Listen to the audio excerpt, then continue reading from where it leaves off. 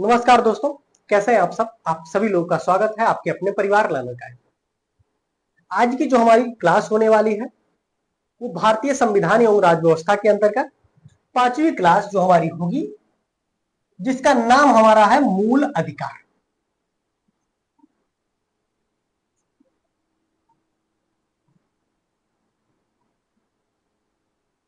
मूल अधिकार, जैसा कि नाम से ही सभी लोगों को स्पष्ट है, सभी लोगों को आइडिया लग गया होगा। भारतीय संविधान एवं राज्य व्यवस्था के अंतर्गत मूल अधिकार की बात करें तो कोई भी ऐसा एग्जाम नहीं है जिसमें मूल अधिकार से सवाल ना पूछे जाते। ठीक है, ज्यादातर एग्जाम में मूल अधिकार से एक ना एक क्वेश्चन जरूर पूछा जाता है। यानी कि आज की जो हमारी क्लास होगी, हम इस क्लास को इतना डिटेल में अध्ययन करने वाले हैं कि मूल अधिकार से संबंधित सभी तथ्यों को आपको सामने रखेंगे। आप उसको नोट कीजिएगा। ठीक है, जो चीजें आपको आती है उसको छोड़ दीजिएगा, जो आपको लगे कि हाँ मुझे ये नया सीखने को मिला उसको आप नोट करिएगा। एक पेन और एक रफ आप जरूर रखिएगा अपने पास। कुछ चीजें आप जान लेंगे। हम लोग मूल अधिकार से पहले अभी तक संविधान सभा की, उसके बाद बात करें तो प्रस्तावना की, संविधान के महत्वपूर्ण स्रोत या उपबंध जो है, कौन से देश से किन किन प्रावधानों को लिया गया भारतीय संविधान में। उसके बाद हम लोगों ने भारतीय संविधान की नागरिकता भाग 1 के अंतर्गत, भाग 2 के अंतर्गत और उससे पूर्व हम लोगों ने अध्ययन किया था भारतीय संविधान के भाग 1 के अंतर्गत संघ एवं उसके राज्य क्षेत्र। संघ एवं उसके राज्य क्षेत्र के अंतर्गत हम लोगों ने मुख्य रूप से 4 आर्टिकल देखे थे, आर्टिकल 1, आर्टिकल 2, आर्टिकल 3 और आर्टिकल 4। उसके बाद हमने देखा भारतीय संविधान के भाग 2 के अंतर्गत नागरिकता, जिसमें मुख्य रूप से आर्टिकल 5 से लेकर आर्टिकल 11 तक का अध्ययन करते हैं। आज जो हम लोग अध्ययन करने वाले हैं भारतीय संविधान के भाग 3 में प्रावधान किया गया मूल अधिकार, और जिसके अंतर्गत अगर हम बात करें तो अनुच्छेद 12 से लेकर अनुच्छेद 35 तक के मध्य में मूल अधिकारों के उपबंध की बात की गई है, अर्थात मूल अधिकारों के प्रावधान का उल्लेख किया हुआ है। मूल अधिकार की अगर हम बात करें तो सर्वप्रथम हमें मूल अधिकार पढ़ने से पहले यह जानना जरूरी है कि मूल अधिकार क्या होता है और मूल अधिकारों की जरूरत क्यों है। ध्यान रखेंगे सभी लोग, मूल अधिकार वो होते हैं जो किसी राज्य के नागरिकों को उनके सामाजिक, आर्थिक, राजनीतिक, धार्मिक विकास के लिए आवश्यक होते हैं। क्या क्या मूल अधिकार होते हैं?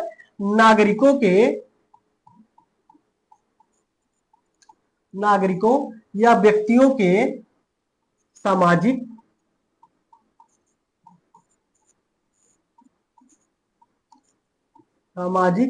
राजनीतिक,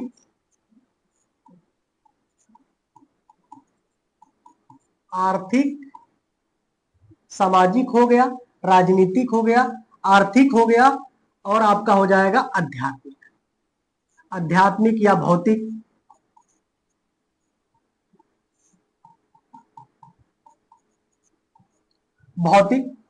विकास के लिए आवश्यक।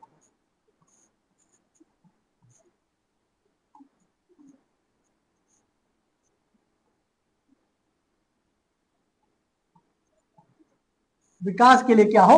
आवश्यक हो। अर्थात ऐसे अधिकार जो किसी व्यक्ति के धार्मिक, राजनीतिक, आध्यात्मिक, ठीक है, विकास के लिए आवश्यक हो, उनको क्या कहते हैं? तो उनको मूल अधिकार कहते हैं। ठीक है, तो मूल अधिकार आपका हो गया। मूल अधिकार के संवैधानिक उपबंध की अगर हम बात करें, संविधान में इसका उल्लेख कहां हुआ है? मूल अधिकार के संवैधानिक उपबंध पर अगर हम नजर रखें तो भारतीय संविधान में उसका उल्लेख कहां हुआ है? तो भारतीय संविधान के भाग 3 में। सबसे पहले आप जानेंगे भारतीय संविधान के भाग 3 में मूल अधिकारों का उल्लेख किया गया है, और भाग 3 में भी अगर आपसे पूछा जाए तो आपका क्या हो जाएगा? तो अनुच्छेद 12 से लेके 35 तक।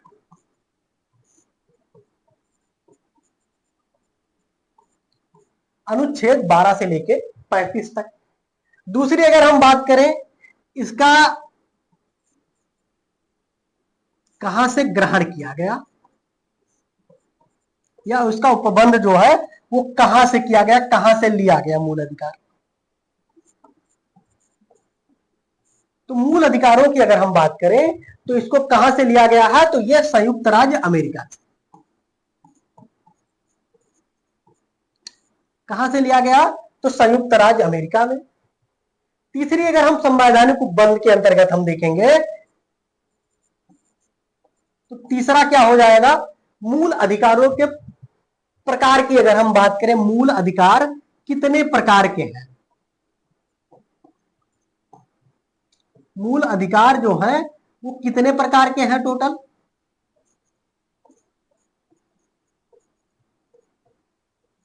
मूल अधिकारों के प्रकार। तो ध्यान रखेंगे प्रारंभ में अर्थात जब संविधान बना तो मूल अधिकारों के जो प्रकार थे वो कितने थे, तो टोटल 7 प्रकार थे। किंतु वर्तमान में जो है मूल अधिकारों के टोटल कितने प्रकार बचे हैं, तो वर्तमान में टोटल 6 प्रकार है। वर्तमान में कितने प्रकार के मूल अधिकार हैं, तो 6 प्रकार के हैं। क्योंकि संपत्ति का, यहीं पे जान लेंगे, एक प्रकार था संपत्ति का मूल अधिकार।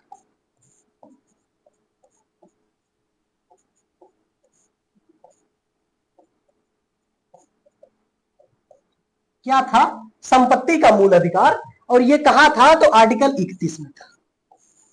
आर्टिकल 31 में था संपत्ति का मूल अधिकार, और किसमें था, तो 19F में था।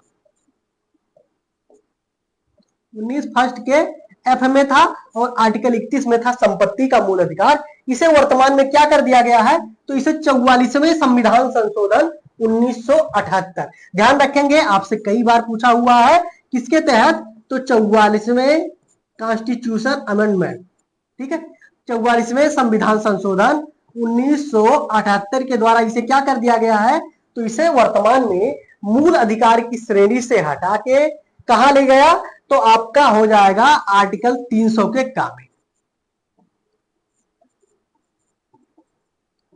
अनुच्छेद 300 के कामे वर्तमान में ले जाके रखा गया है।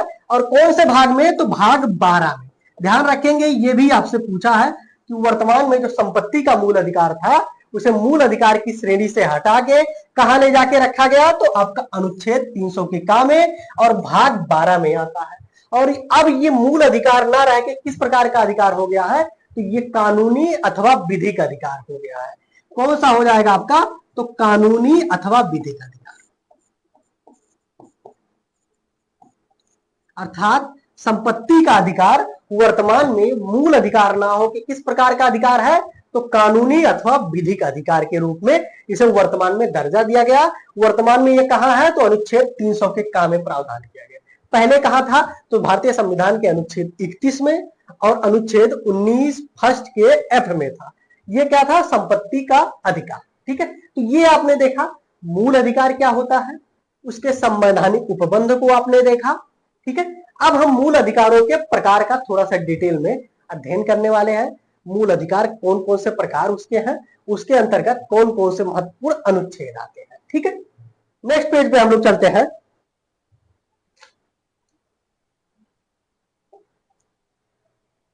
मूल अधिकारों के प्रकार।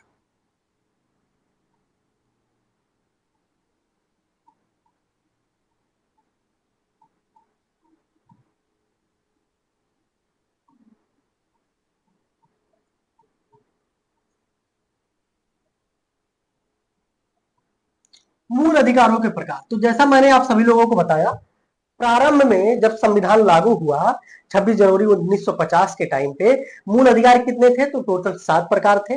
वर्तमान में कितने बचे हैं मूल अधिकार, तो वर्तमान में मूल अधिकारों के जो प्रकार है वो टोटल 6 है। क्योंकि संपत्ति के मूल अधिकार को 44वें संविधान संशोधन 1978 के द्वारा वर्तमान में क्या कर दिया गया, तो संपत्ति के मूल अधिकार को समाप्त कर दिया गया। वर्तमान में संपत्ति का जो अधिकार है वो मूल अधिकार ना होकर विधिक या कानूनी अधिकार है।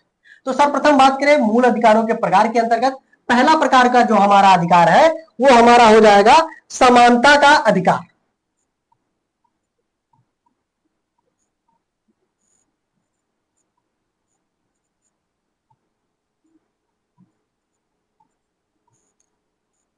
समानता का अधिकार, जिसके अंतर्गत हम लोग कुछ महत्वपूर्ण टोटल 5 आर्टिकल, मोस्ट इंपॉर्टेंट है, आपसे पूछ सकता है कि समानता के अधिकार के अंतर्गत कुल कितने अनुच्छेद आते हैं। क्योंकि आपको क्या होता है, इसके अंतर्गत अगर अनुच्छेदों की हम बात करें तो कौन कौन से आते हैं, अनुच्छेद 14 से लेके 18 तक का जो उपबंध है, अनुच्छेद 14 से के 18 तक का जो हम अनुच्छेद का उपबंधों को पढ़ेंगे वो किसके अंतर्गत आती है, तो आपके समानता के अधिकार के अंतर्गत। देखने में लगता है कि 14 4 18, इसलिए ज्यादातर बच्चे क्या करते हैं, गलतियां कर देते हैं, लेकिन टोटल इसके अंतर्गत 5 अनुच्छेद आते हैं, क्योंकि अनुच्छेद 14 भी स्वयं आता है, 15 भी आएगा, 16 आएगा, 17 आएगा, उसके बाद 18 आएगा, टोटल 5 आर्टिकल इसके अंतर्गत आते हैं। और कौन कौन से, तो अनुच्छेद 14 से लेके अनुच्छेद 18 तक का हम अध्ययन करने वाले किसके अंतर्गत, तो समानता के अधिकार के अंतर्गत। दूसरा अगर हम बात करें दूसरे प्रकार के अंतर्गत हम लोगों ने बात करेंगे, तो हमारा पहला हो गया समानता का अधिकार, दूसरा हमारा हो जाएगा स्वतंत्रता का अधिकार।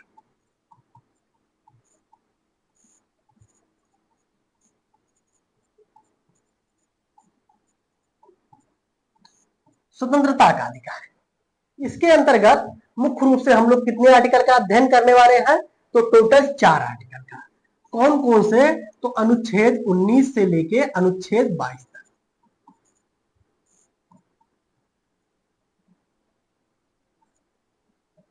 अनुच्छेद 19 से लेके अनुच्छेद 22 तक के अनुच्छेदों का उल्लेख किसके अंतर्गत हम अध्ययन करेंगे, तो आपका हो जाएगा स्वतंत्रता के अधिकार के अंतर्गत। ठीक है, तीसरा हमारा देखेंगे, आपका सबसे पहले हो गया समानता का अधिकार, उसके बाद हमारा स्वतंत्रता का अधिकार हो जाएगा, और तीसरा हमारा हो जाएगा शोषण के विरुद्ध अधिकार।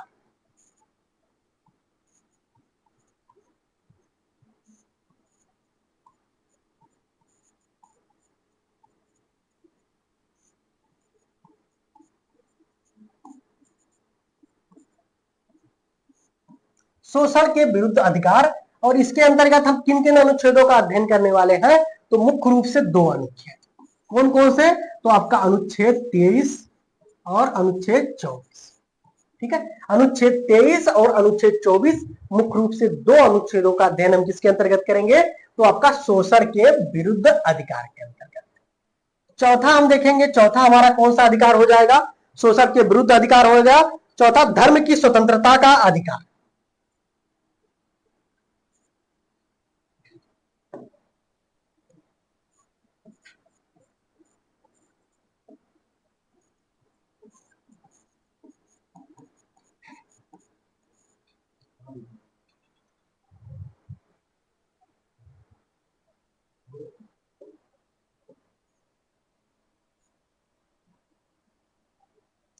चौथा हमारा हो जाएगा धर्म की स्वतंत्रता का अधिकार।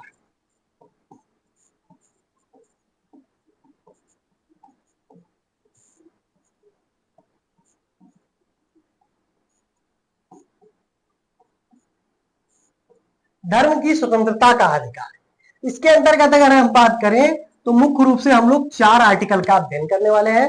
कौन कौन से, तो आपका हो जाएगा अनुच्छेद 25 से लेके अनुच्छेद 28 तक।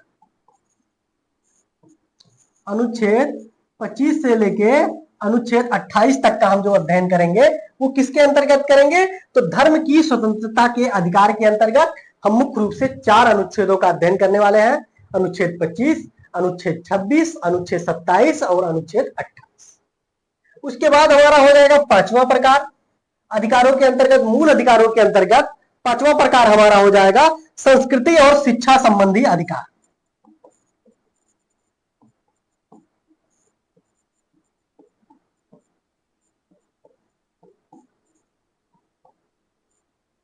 संस्कृति और शिक्षा संबंधी अधिकार।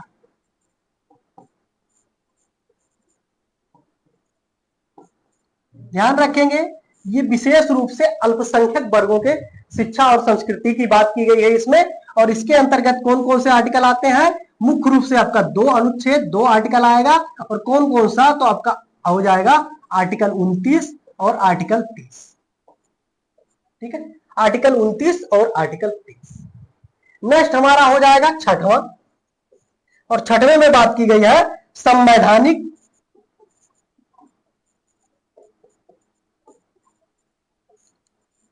उपचार का अधिकार।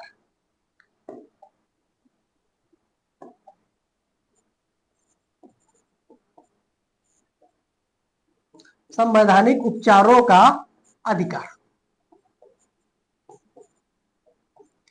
जिसका उल्लेख किया गया है भारतीय संविधान के अनुच्छेद 32 में, एकमात्र आर्टिकल किसमें, तो अनुच्छेद 32 में, अनुच्छेद 32 में। ठीक है, तो ये टोटल 6 प्रकार के मूल अधिकार हो गए। और 7वां प्रकार का जो मूल अधिकार प्रारंभ में था, जिसे वर्तमान में समाप्त कर दिया गया, वो कौन सा था, तो संपत्ति का मूल अधिकार, संपत्ति का मूल अधिकार। और इसका प्रावधान किसमें किया गया है, तो भारतीय संविधान के मुख्य रूप से 2 आर्टिकल, कौन कौन से, तो आपका हो जाएगा अनुच्छेद 31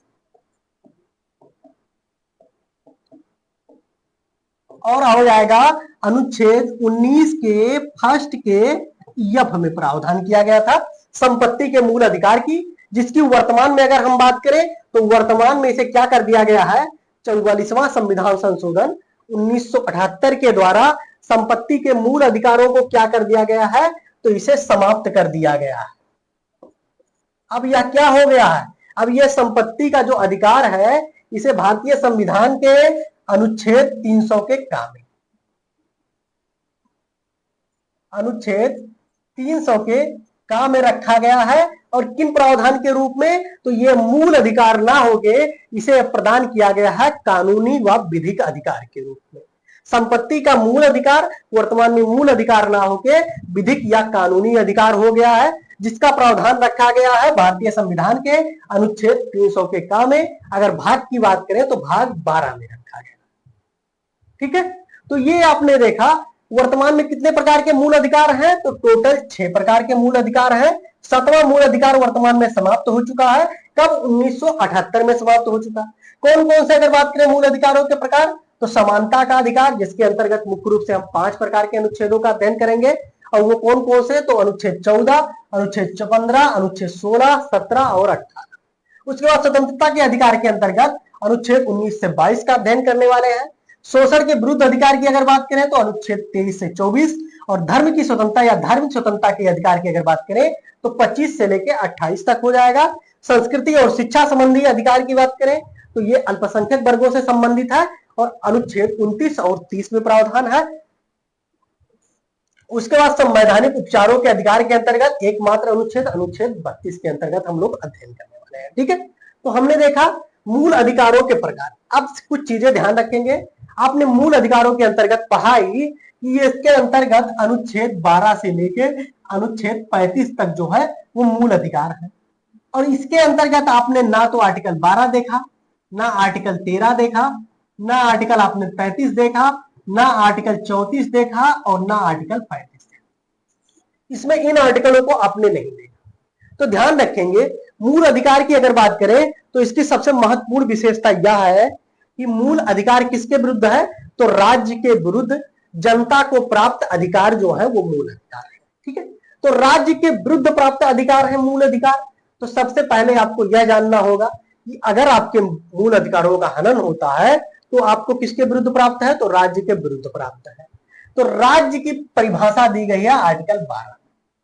ठीक है, अब मैं बोला आपको मूल अधिकार जो है वो वाद योग है, अर्थात यदि आपके मूल अधिकारों का हनन होता है तो आप कहां, तो आप सीधे सीधे न्यायालय जा सकते हैं। अर्थात मूल अधिकार क्या है, वाद योग है।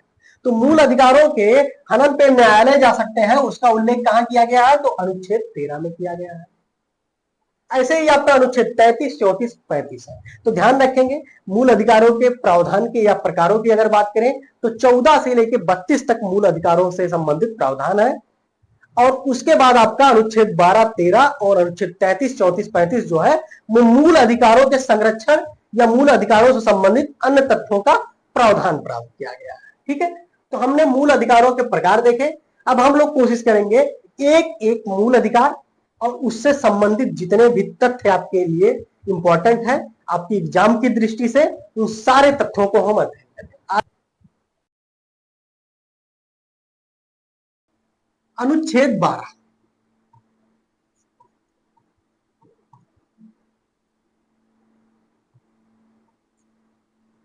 अनुच्छेद 12, अनुच्छेद 12 में प्रावधान किया गया है मूल अधिकार किसके विरुद्ध है, तो राज्य के विरुद्ध है। अर्थात राज्य की परिभाषा की बात की गई है। मूल अधिकार में किसकी बात की गई है? राज्य की परिभाषा।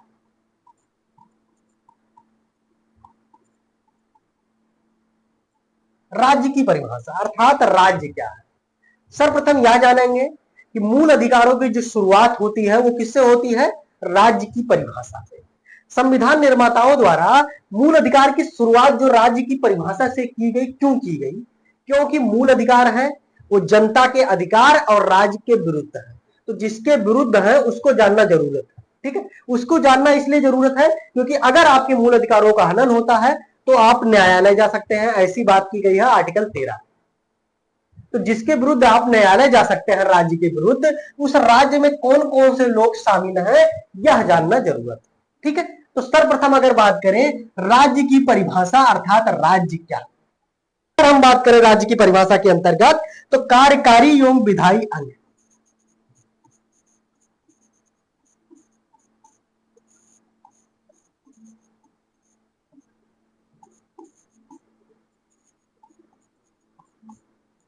कार्यकारी एवं विधायी अंग किसके? तो संघ सरकार।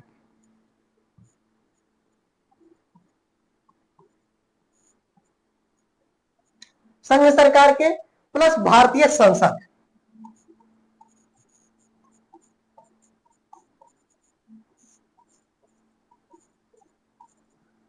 ये केंद्र स्तर पे हो गया। कार्यकारी एवं विधायी अंग संघ सरकार की जब हम बात करेंगे तो संघ सरकार के अंतर्गत सारी सरकार से सम्मिलित लोग और जो पदाधिकारी है वो सारे लोग आ जाएंगे। दूसरी अगर हम बात करें राज्य की परिभाषा के अंतर्गत कौन कौन से लोग शामिल हो जाएंगे, तो संघ सरकार के अंतर्गत आपने देखा। अब हम देखेंगे राज्य सरकार के अंतर्गत। तो राज्य सरकार की अगर बात करें तो राज्य सरकार के विधायी अंगों को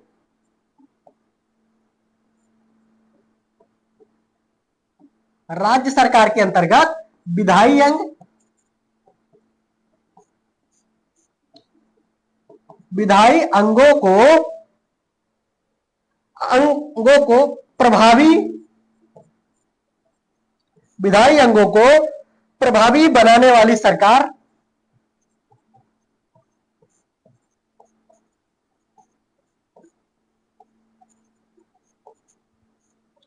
प्लस कौन शामिल होगा इसमें? तो राज्य विधानमंडल शामिल होगा।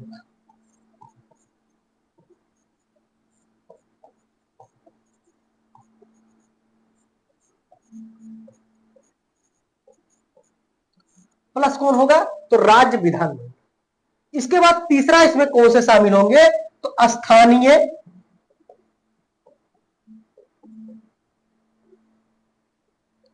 निकाय। कौन शामिल होगा? तो स्थानीय निकाय, जैसे नगर पालिका, पंचायत,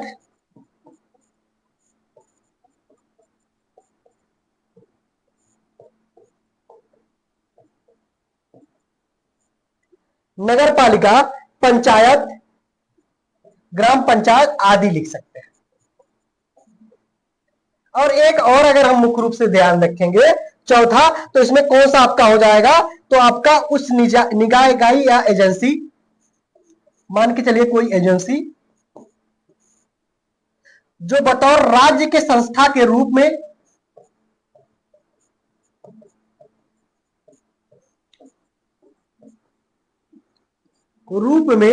कार्य करते हो। सभी लोग ध्यान रखेंगे राज्य की परिभाषा आर्टिकल 12 में, मूल अधिकारों के पहले आर्टिकल अनुच्छेद 12 में राज्य की परिभाषा की बात की गई है। और राज्य में कौन कौन से लोग शामिल होते हैं? तो कार्यकारी व विधायी अंगों को प्रभावी बनाने वाली संघ सरकार और भारतीय संसद। दूसरा अगर बात करें तो विधायी अंगों को प्रभावी बनाने वाली राज्य सरकार और राज्य विधानमंडल। स्थानीय निकायों के अंतर्गत नगर पालिका और पंचायतें हो जाएंगी। और कोई ऐसी एजेंसी जो राज्य के संस्था के रूप में कार्य करती हो उसको क्या कहेंगे? तो उसको राज्य कहेंगे। राज्य की परिभाषा के अंतर्गत वो आएंगे। और इनमें से किसी के द्वारा अगर आपके मूल अधिकारों का हनन होता है तो आप कहां जा सकते हैं? तो आप न्यायालय जा सकते हैं। और इसकी बात की गई है आर्टिकल 13 में। तो आपने देखा अनुच्छेद 12। अब हम देखेंगे अनुच्छेद 13। अनुच्छेद 13 सबसे ज्यादा इंपॉर्टेंट अनुच्छेद है। ठीक है, अगर एग्जाम की दृष्टि से बात करें, क्योंकि ज्यादातर लोगों का सबसे कमजोर पॉइंट जो है अनुच्छेद 13 है। अनुच्छेद 13 आप ध्यान रखेंगे, आप 10 मिनट दीजिएगा अनुच्छेद 13 में, यह समझना आपके लिए बहुत जरूरी है। और समझना क्यों जरूरी है, क्योंकि आपके एग्जाम में क्वेश्चन पूछा जाता है शंकरी प्रसाद बनाम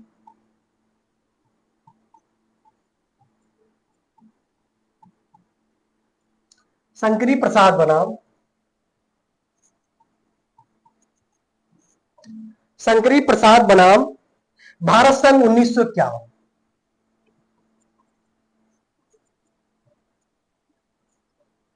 भारत संघ 1951। उसके बाद आपका सज्जन सिंह बनाम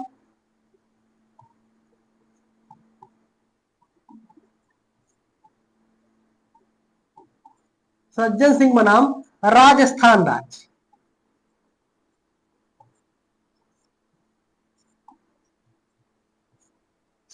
सज्जन सिंह बनाम राजस्थान राज्य। और ये कब आया, तो ये आया 1965। ठीक है। उसके बाद आपका देखेंगे कि 24वां संविधान संशोधन आएगा।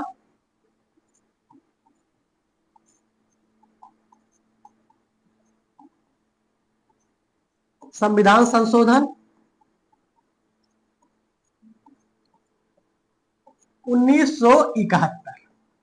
इसके बाद इससे संबंधित और कौन से तथ्य हैं, तो केशवानंद भारतीवाद,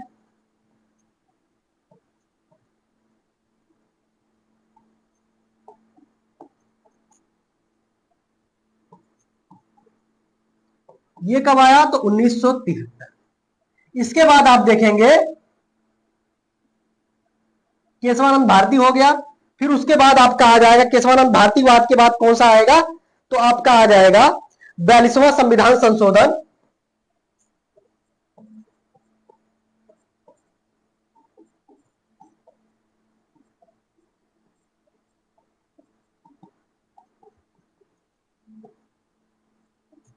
1976। 1976। इसके बाद संबंध अगर बात करें तो मिनर्वा मिल्स,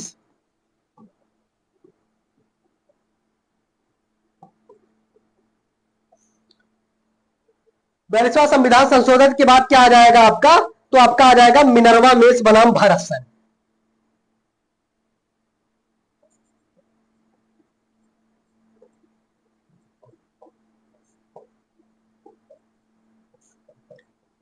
उन्नीस सौ 1980।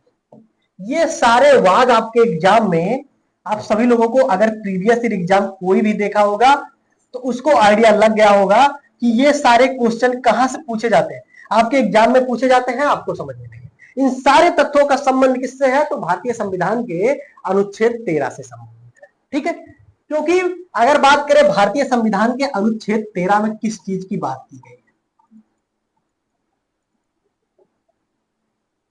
डायरेक्ट लिखते हैं अनुच्छेद 13।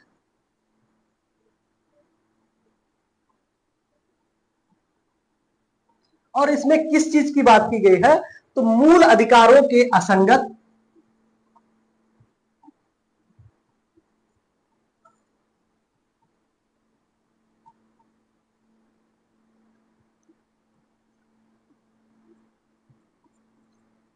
मूल अधिकारों के असंगत व उनकी अल्पीकरण करने वाली विधियां,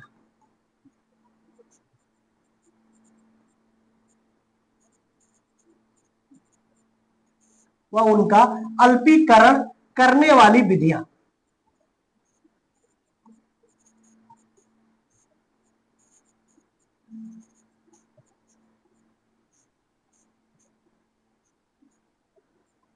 ठीक है। भारतीय संविधान के अनुच्छेद 12 में आपने देखा क्या, राज्य की परिभाषा देखा। अनुच्छेद 13 में किन चीजों का प्रावधान है, तो मूल अधिकारों के असंगत व उनका अल्पीकरण करने वाली विधियों के बारे में बात की गई है। सभी लोग ध्यान रखेंगे, जब हम आर्टिकल 13 पढ़ेंगे तो आर्टिकल 13 में प्रावधान है आर्टिकल 13(1) का। दूसरा हम आर्टिकल 13(2) पढ़ेंगे, फिर हम लोग आर्टिकल 13(3) पढ़ेंगे और आर्टिकल 13(4) पढ़ेंगे। ठीक है। आर्टिकल 13(4) इनका हमें सभी लोग ध्यान रखेंगे, इनका हमें जानकारी इसलिए जरूरी है, अगर यूपी पीसीएस एग्जाम की बात करें तो इन टॉपिक से लगभग 10 क्वेश्चन पूछे जाते हैं आपके भारतीय संविधान एवं राज्य व्यवस्था, जिसमें से इनमें से एक क्वेश्चन आपके एग्जाम में जरूर पूछा जाता है। तो आर्टिकल 13(1) में बात की गई है मूल अधिकारों की असंगत व उनकी अल्पीकरण करने वाली विधियां, अर्थात ऐसी कोई विधि या कानून जो मूल अधिकारों के असंगत, ठीक है, मूल अधिकारों के असंगत हो या मूल अधिकारों को क्या करती है, मूल अधिकारों को कम करती है, उन विधियों को क्या किया जाएगा, उनका क्या हिसाब होगा, उनके बारे में बात की गई है। आर्टिकल 13 में कहा गया कि जब भारतीय संविधान लागू हुआ अर्थात 26 जनवरी 1950, ठीक है, तो यानी कि आर्टिकल 13 में बात की गई संविधान के लागू होने से पूर्व की विधियों की।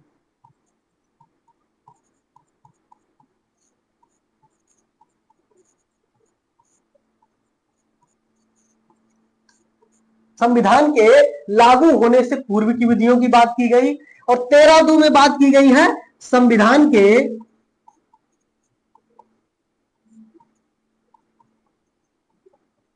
लागू होने के बाद की विधियों,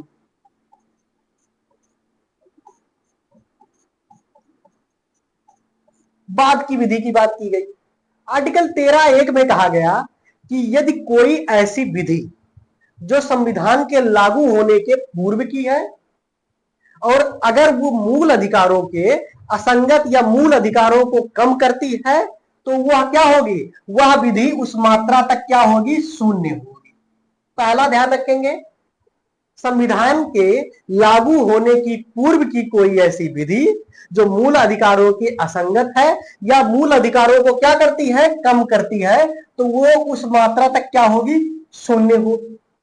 दूसरी बात करें, संविधान के लागू होने के पश्चात यदि भारत की विधायी यानी कि संसद के द्वारा कोई ऐसा कानून या विधि बनाई जाती है जो मूल अधिकारों के असंगत है या मूल अधिकारों को कम करती है, तो वो उस मात्रा तक क्या होगी, तो वो भी आपकी शून्य होगी। ठीक, दो चीजें बात की गई आर्टिकल 13 में। और तीसरा बात किया गया क्या, आर्टिकल 13(3) में कहा गया कि जो हम विधि की बात कर रहे हैं बार बार, ये विधि क्या है, इसमें किन किन तत्वों को शामिल किया जाएगा, यानी कि आर्टिकल 13(3) में किसकी बात की गई है, तो विधि की परिभाषा।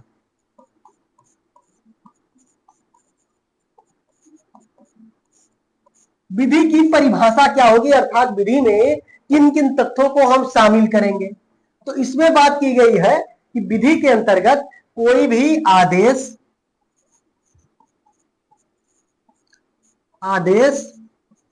अध्यादेश, कोई भी आदेश अध्यादेश, उसके बाद कोई भी विधि या कानून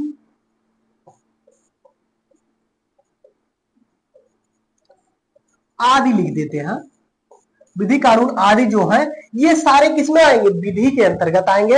अर्थात ना कोई आदेश जारी किया जा सकता है जो मूल अधिकारों को हनन या कम करता हो, ना कोई अध्यादेश जारी किया जा सकता है जो मूल अधिकारों को कम करता हो या उनका हनन करता हो, ना कोई ऐसी विधि बनाई जा सकती है संसद के द्वारा जो मूल अधिकारों को कम कर सके। अब ये तीन चीजों का प्रावधान भारतीय संविधान में किया गया, मूल संविधान। किंतु क्या हुआ, मूल अधिकारों में बात यह हुई कि क्या संविधान, क्या संसद मूल अधिकारों को या मूल अधिकारों में संशोधन कर सकती है या उसे घटा बढ़ा सकती है या नहीं, यह मामला उठा। ठीक है, तो इस मामले की अगर बात करें तो यह मामला सर्वप्रथम कब उठा, 1951 में। और कौन सा मामला आया, शंकरी प्रसाद बनाम भारत संघ 1951। और इसमें कहा गया क्या कि अगर भारत की संसद के पास मूल अधिकारों में संशोधन की शक्ति प्राप्त है, और किस अधिकार के तहत, तो संविधान संशोधन की जो शक्ति है वो आर्टिकल 368 में प्राप्त की गई। ठीक है, आर्टिकल 368 में प्राप्त की गई है। और इसमें कहा गया शंकरी प्रसाद बनाम भारत संघ 1951 के मामले में कि भारत की संसद आर्टिकल 368 के तहत मूल अधिकारों में संशोधन कर सकती है, क्योंकि संविधान निर्माता ये जो विधि बनाने के शून्य घोषित करने की बात की, ये आर्टिकल 368 के तहत शून्य की बात नहीं की गई। ठीक है, तो पहला आपका हो गया कि संशोधन किया जा सकता है, कब, शंकरी प्रसाद बनाम भारत संघ 1951। फिर मामला और आया, फिर आपका मामला आता है सज्जन सिंह बनाम राजस्थान राज्य 1965।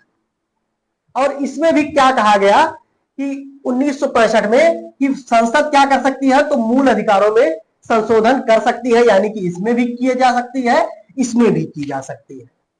अब इसी के बाद एक मामला आता है सज्जन सिंह के बाद में, गोलकनाथ बनाम पंजाब राज्य।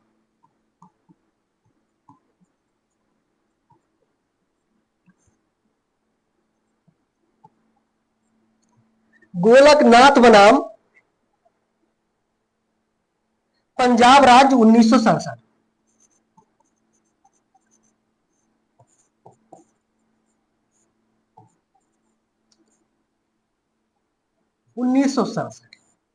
ध्यान रखिए 1965 में आया था, 1951 में आया शंकरी प्रसाद बनाम भारत संघ।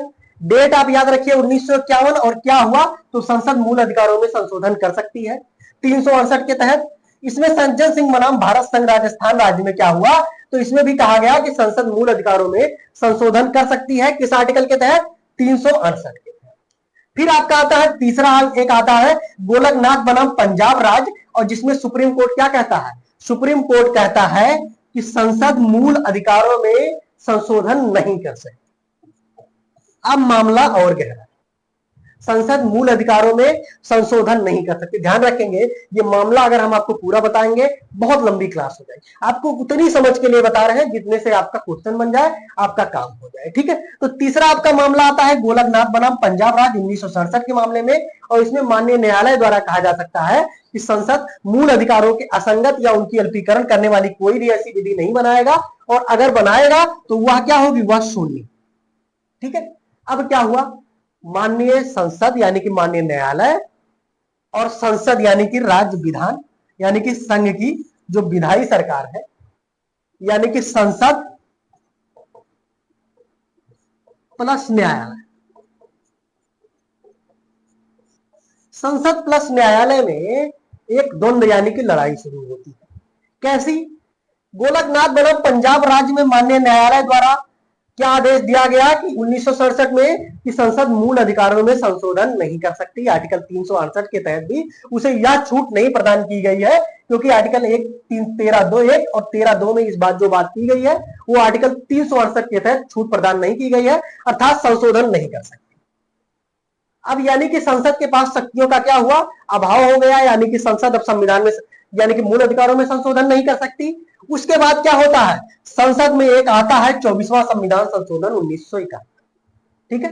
भारत की संसद स्वयं एक संविधान लेके आती है 24वां संविधान संशोधन 1971, और इसमें क्या करती है, तो 24वें संविधान संशोधन 1971 के द्वारा 13(4) जोड़ा जाता। अभी मैंने आपको 13(4) नहीं बताया, 13(4) मैंने आपको इसीलिए नहीं बताया था क्योंकि ये कब जोड़ा गया, तो 24वां संविधान संशोधन 1971 के द्वारा क्या जोड़ा गया, तो 13(4) जोड़ा गया। और इसमें क्या कहा गया कि आर्टिकल 368 13(4) इसको मिटा रहे हैं हम,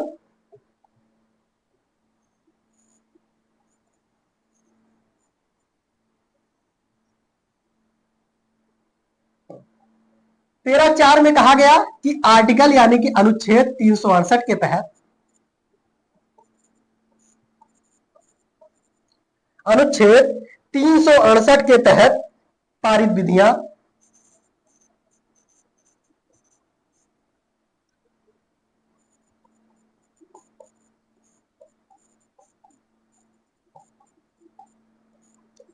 के तहत पारित विधियां 13(2) की विधि में शामिल नहीं है।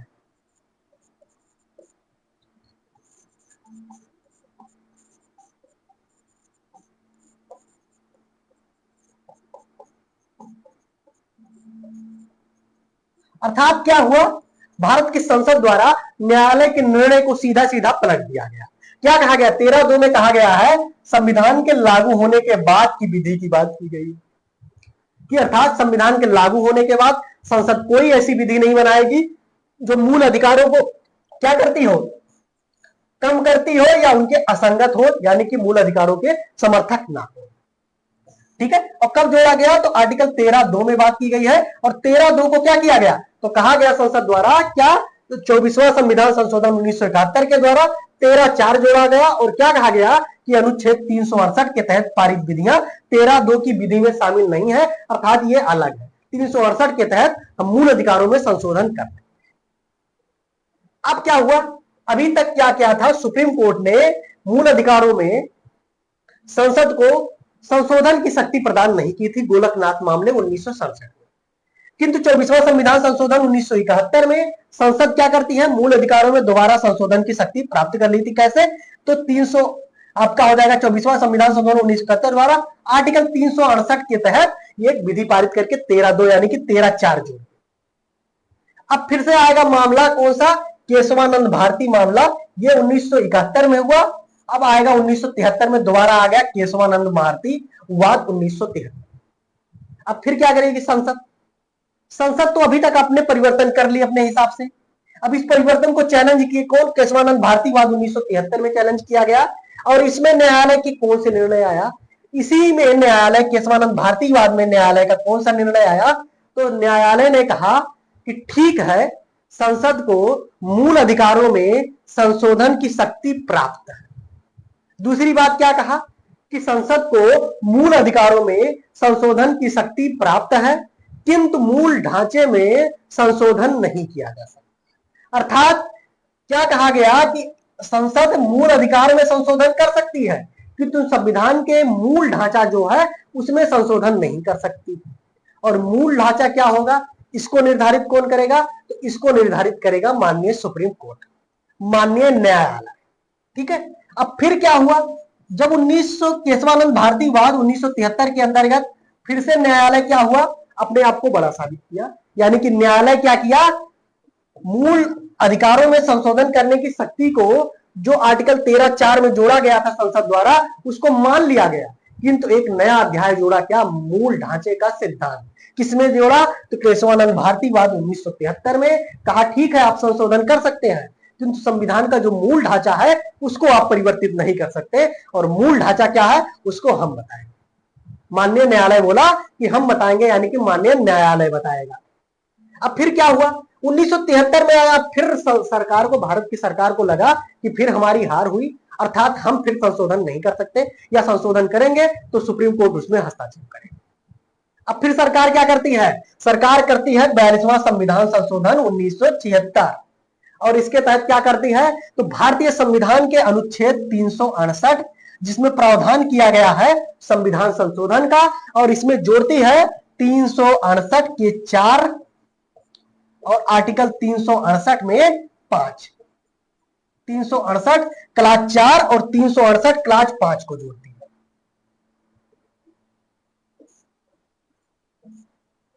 और क्या कहती है, कहती है 368 क्लास 4 में कि संसद को मूल अधिकारों में संशोधन की पूर्ण शक्ति या असीमित शक्ति प्राप्त है, और आर्टिकल 5 में कहती है कि संसद के द्वारा मूल अधिकारों में किए गए संशोधन की कोई न्यायिक जांच नहीं हो सकती।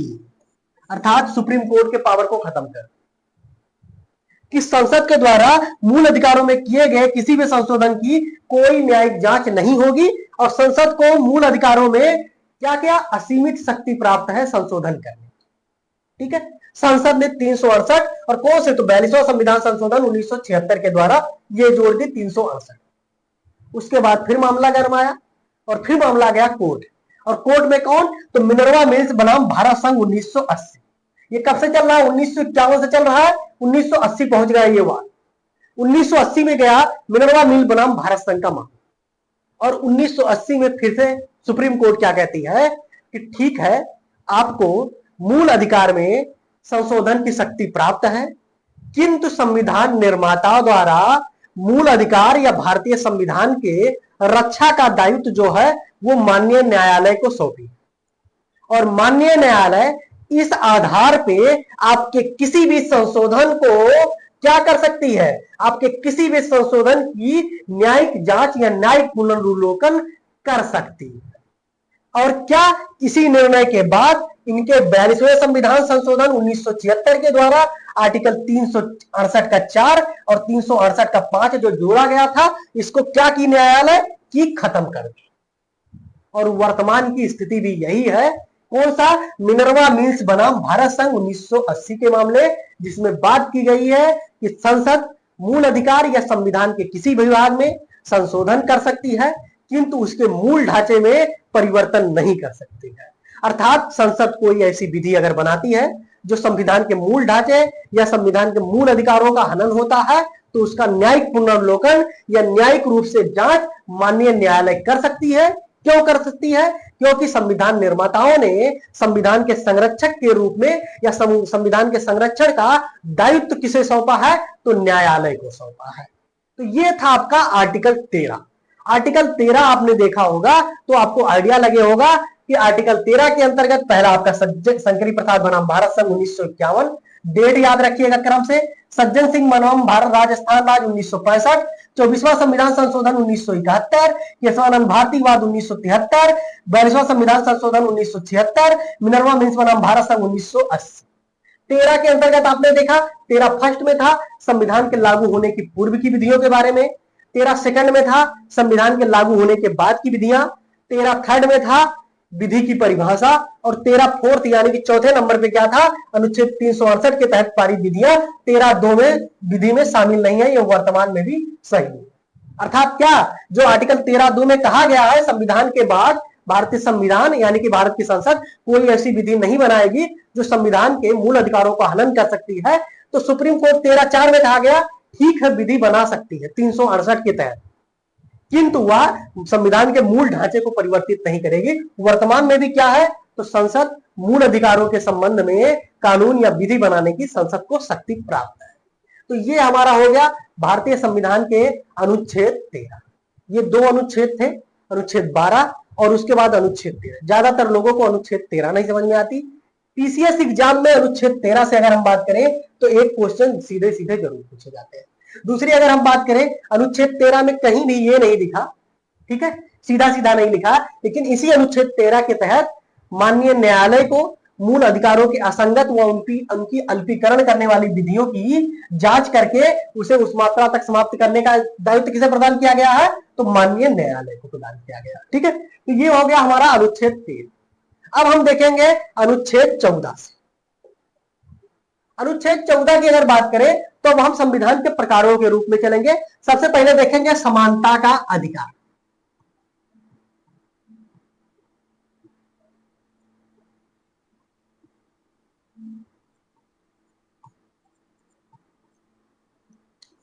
समानता का अधिकार, जिसके अंतर्गत हम लोग मुख्य रूप से 5 आर्टिकल अनुच्छेद 14 से लेके अनुच्छेद 18 तक का अध्ययन करने वाले हैं। बात करें समानता के अधिकार के अंतर्गत तो सर्वप्रथम हम देखेंगे अनुच्छेद 14।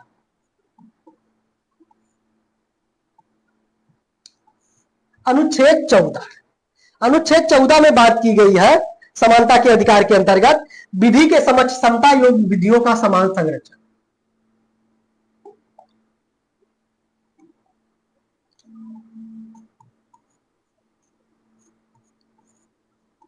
विधि के समक्ष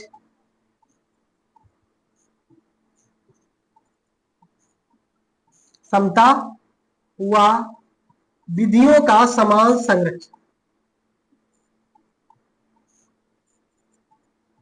विधियों का समान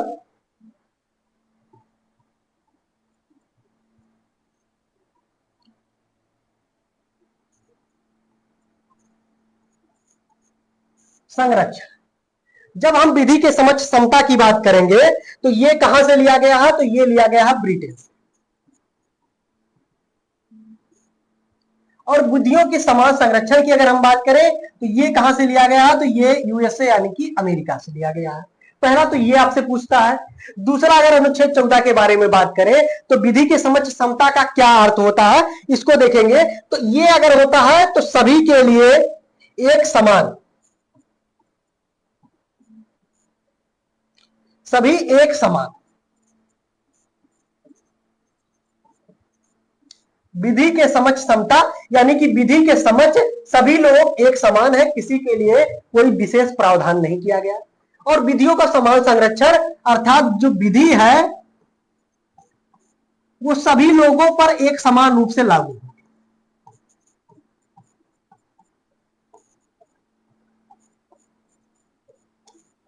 एक समान रूप से लागू। लगभग लगभग दोनों का अर्थ एक ही जैसा निकलता है। ठीक है, ये थोड़ा सा पॉजिटिव वे में है, बस इतना कह सकते हैं,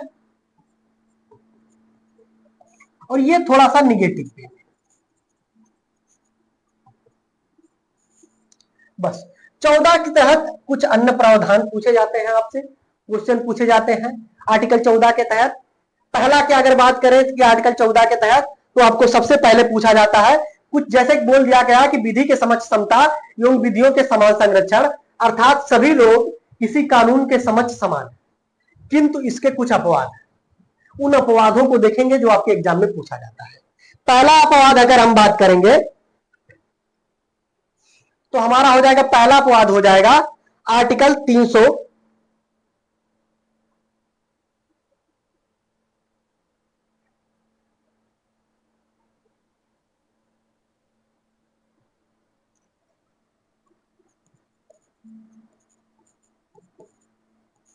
अनुच्छेद 361। 361 में किन चीजों का प्रावधान, तो राष्ट्रपति व राज्यपाल के लिए,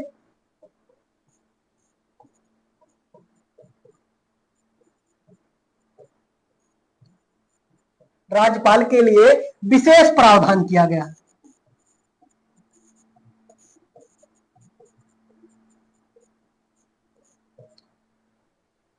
आर्टिकल 361 हो गया। उसके बाद अगर हम देखेंगे तो आर्टिकल 105, इसमें बात की गई है सांसदों के लिए विशेष प्रावधान।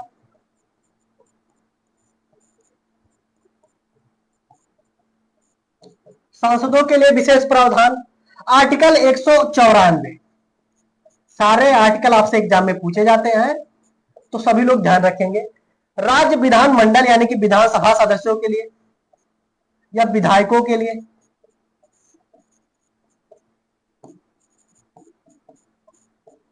विशेष प्रावधान बात की गई है।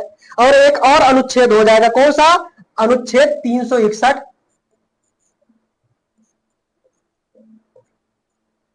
तक का। और इसमें किसकी बात की गई है, तो मीडिया के लिए कुछ विशेष प्रावधान किया गया।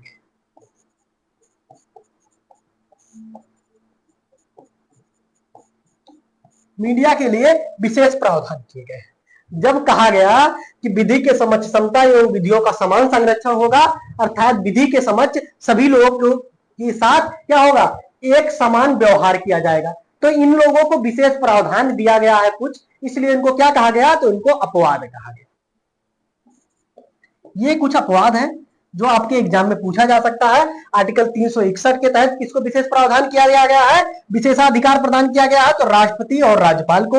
105 के तहत सांसदों को विशेषाधिकार प्रदान किया गया है।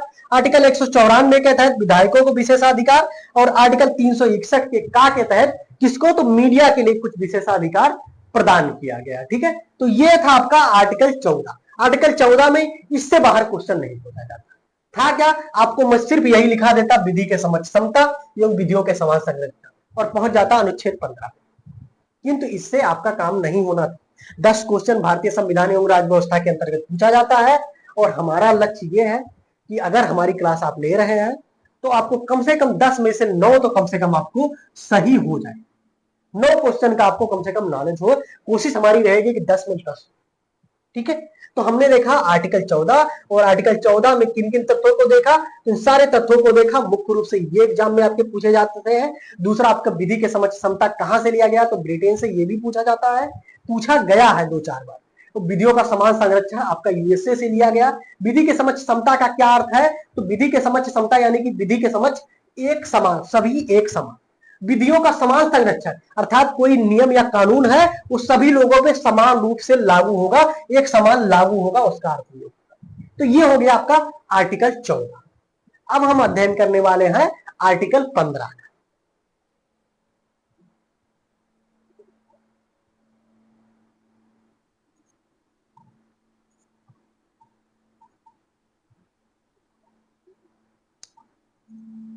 अनुच्छेद 15। अनुच्छेद 15 में अगर हम बात करें तो कुछ 5 बिंदुएं दी हुई। उन बिंदुओं को आप ध्यान रखेंगे क्वेश्चन आपके वहीं से पुटअप होता है। अनुच्छेद 15 में 5 बिंदु कौन सा है? तो धर्म, मूल वंश, धर्म हो गया, मूल वंश हो गया, उसके बाद आपका जाति हो गया, लिंग हो गया,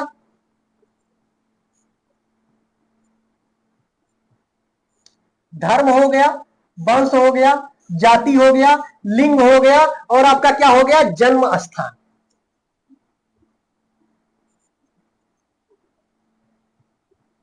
जन्म स्थान कौन कौन से? धर्म, मूल वंश, जाति, लिंग और जन्म स्थान। इन 5 तथ्यों के आधार पे विभेद का प्रतिषेध करता है।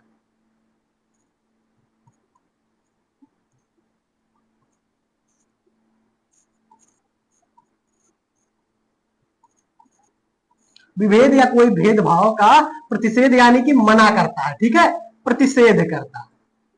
आर्टिकल 15। अब सभी लोग ध्यान रखेंगे, आर्टिकल 15 की अगर हम बात करें तो आर्टिकल 15 के तहत क्या होगा? इसके तहत मुख्य रूप से हम 5 बिंदुओं को समझेंगे।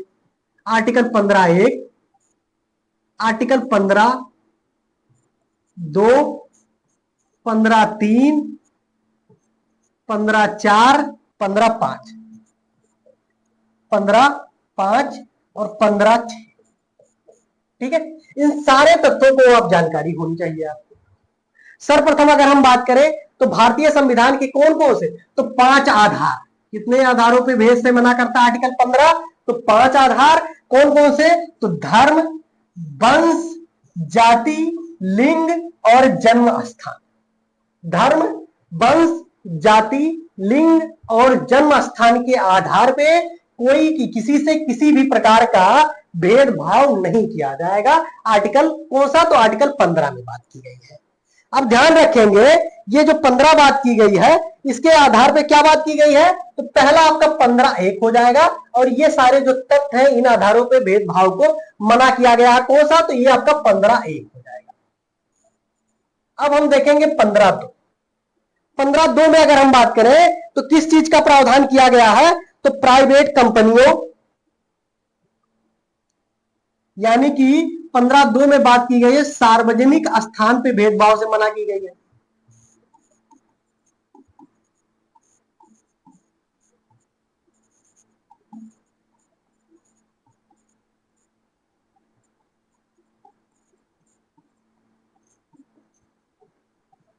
पंद्रह दो बात की गई है सार्वजनिक स्थानों पे भेदभाव से मना की गई है। 15(2).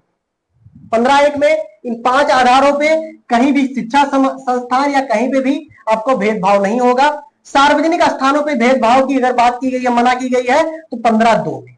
15(3) में बात की गई है कि महिलाओं और बच्चों के लिए कुछ विशेष प्रावधान किया गया। किसके लिए? तो महिलाओं और बच्चों के लिए।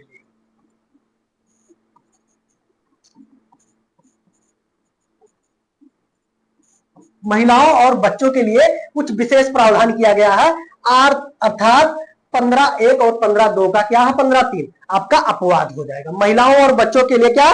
कुछ विशेष प्रावधान किया गया है। अब देखेंगे 15(4). और 15(4) किस बात की बात करता है? तो आरक्षण की बात करता है। और आरक्षण से संबंधित पहला वाद आपका हो जाएगा कौन सा? तो चंपकम, दोराई राजन मामला,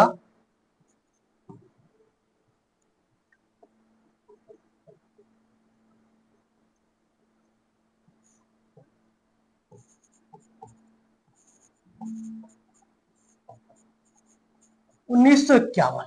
और ये जो मामला था ये आरक्षण से संबंधित पहला मामला था, ठीक है। आरक्षण से संबंधित पहला मामला था। इसके तहत क्या बात की गई है कि शैक्षणिक दृष्टि से, सामाजिक व शैक्षणिक दृष्टि से,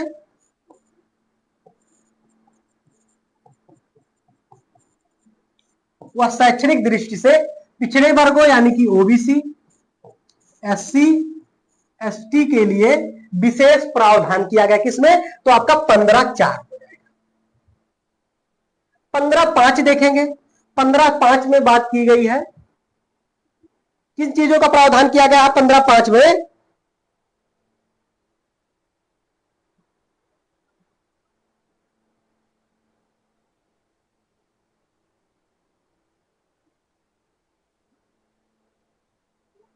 15(5) में पिछड़े वर्गों के लिए विशेष प्रावधान है।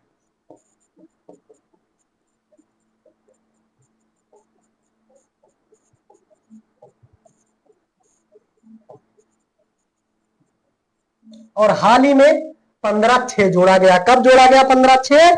तो आपका हो जाएगा 103वां संविधान संशोधन 2019। इसमें क्या EWS यानी कि आर्थिक रूप से पिछड़े सामान्य वर्ग के लोगों के लिए कितने 10% शैक्षणिक संस्थानों में 10% के आरक्षण का प्रावधान किया। तो ये था आपका अनुच्छेद 15। अनुच्छेद 15 क्या कहता है? तो 5 आधारों पे अनुच्छेद 15 5 आधारों पे भेदभाव से मना करता है। कौन कौन से 5 आधार?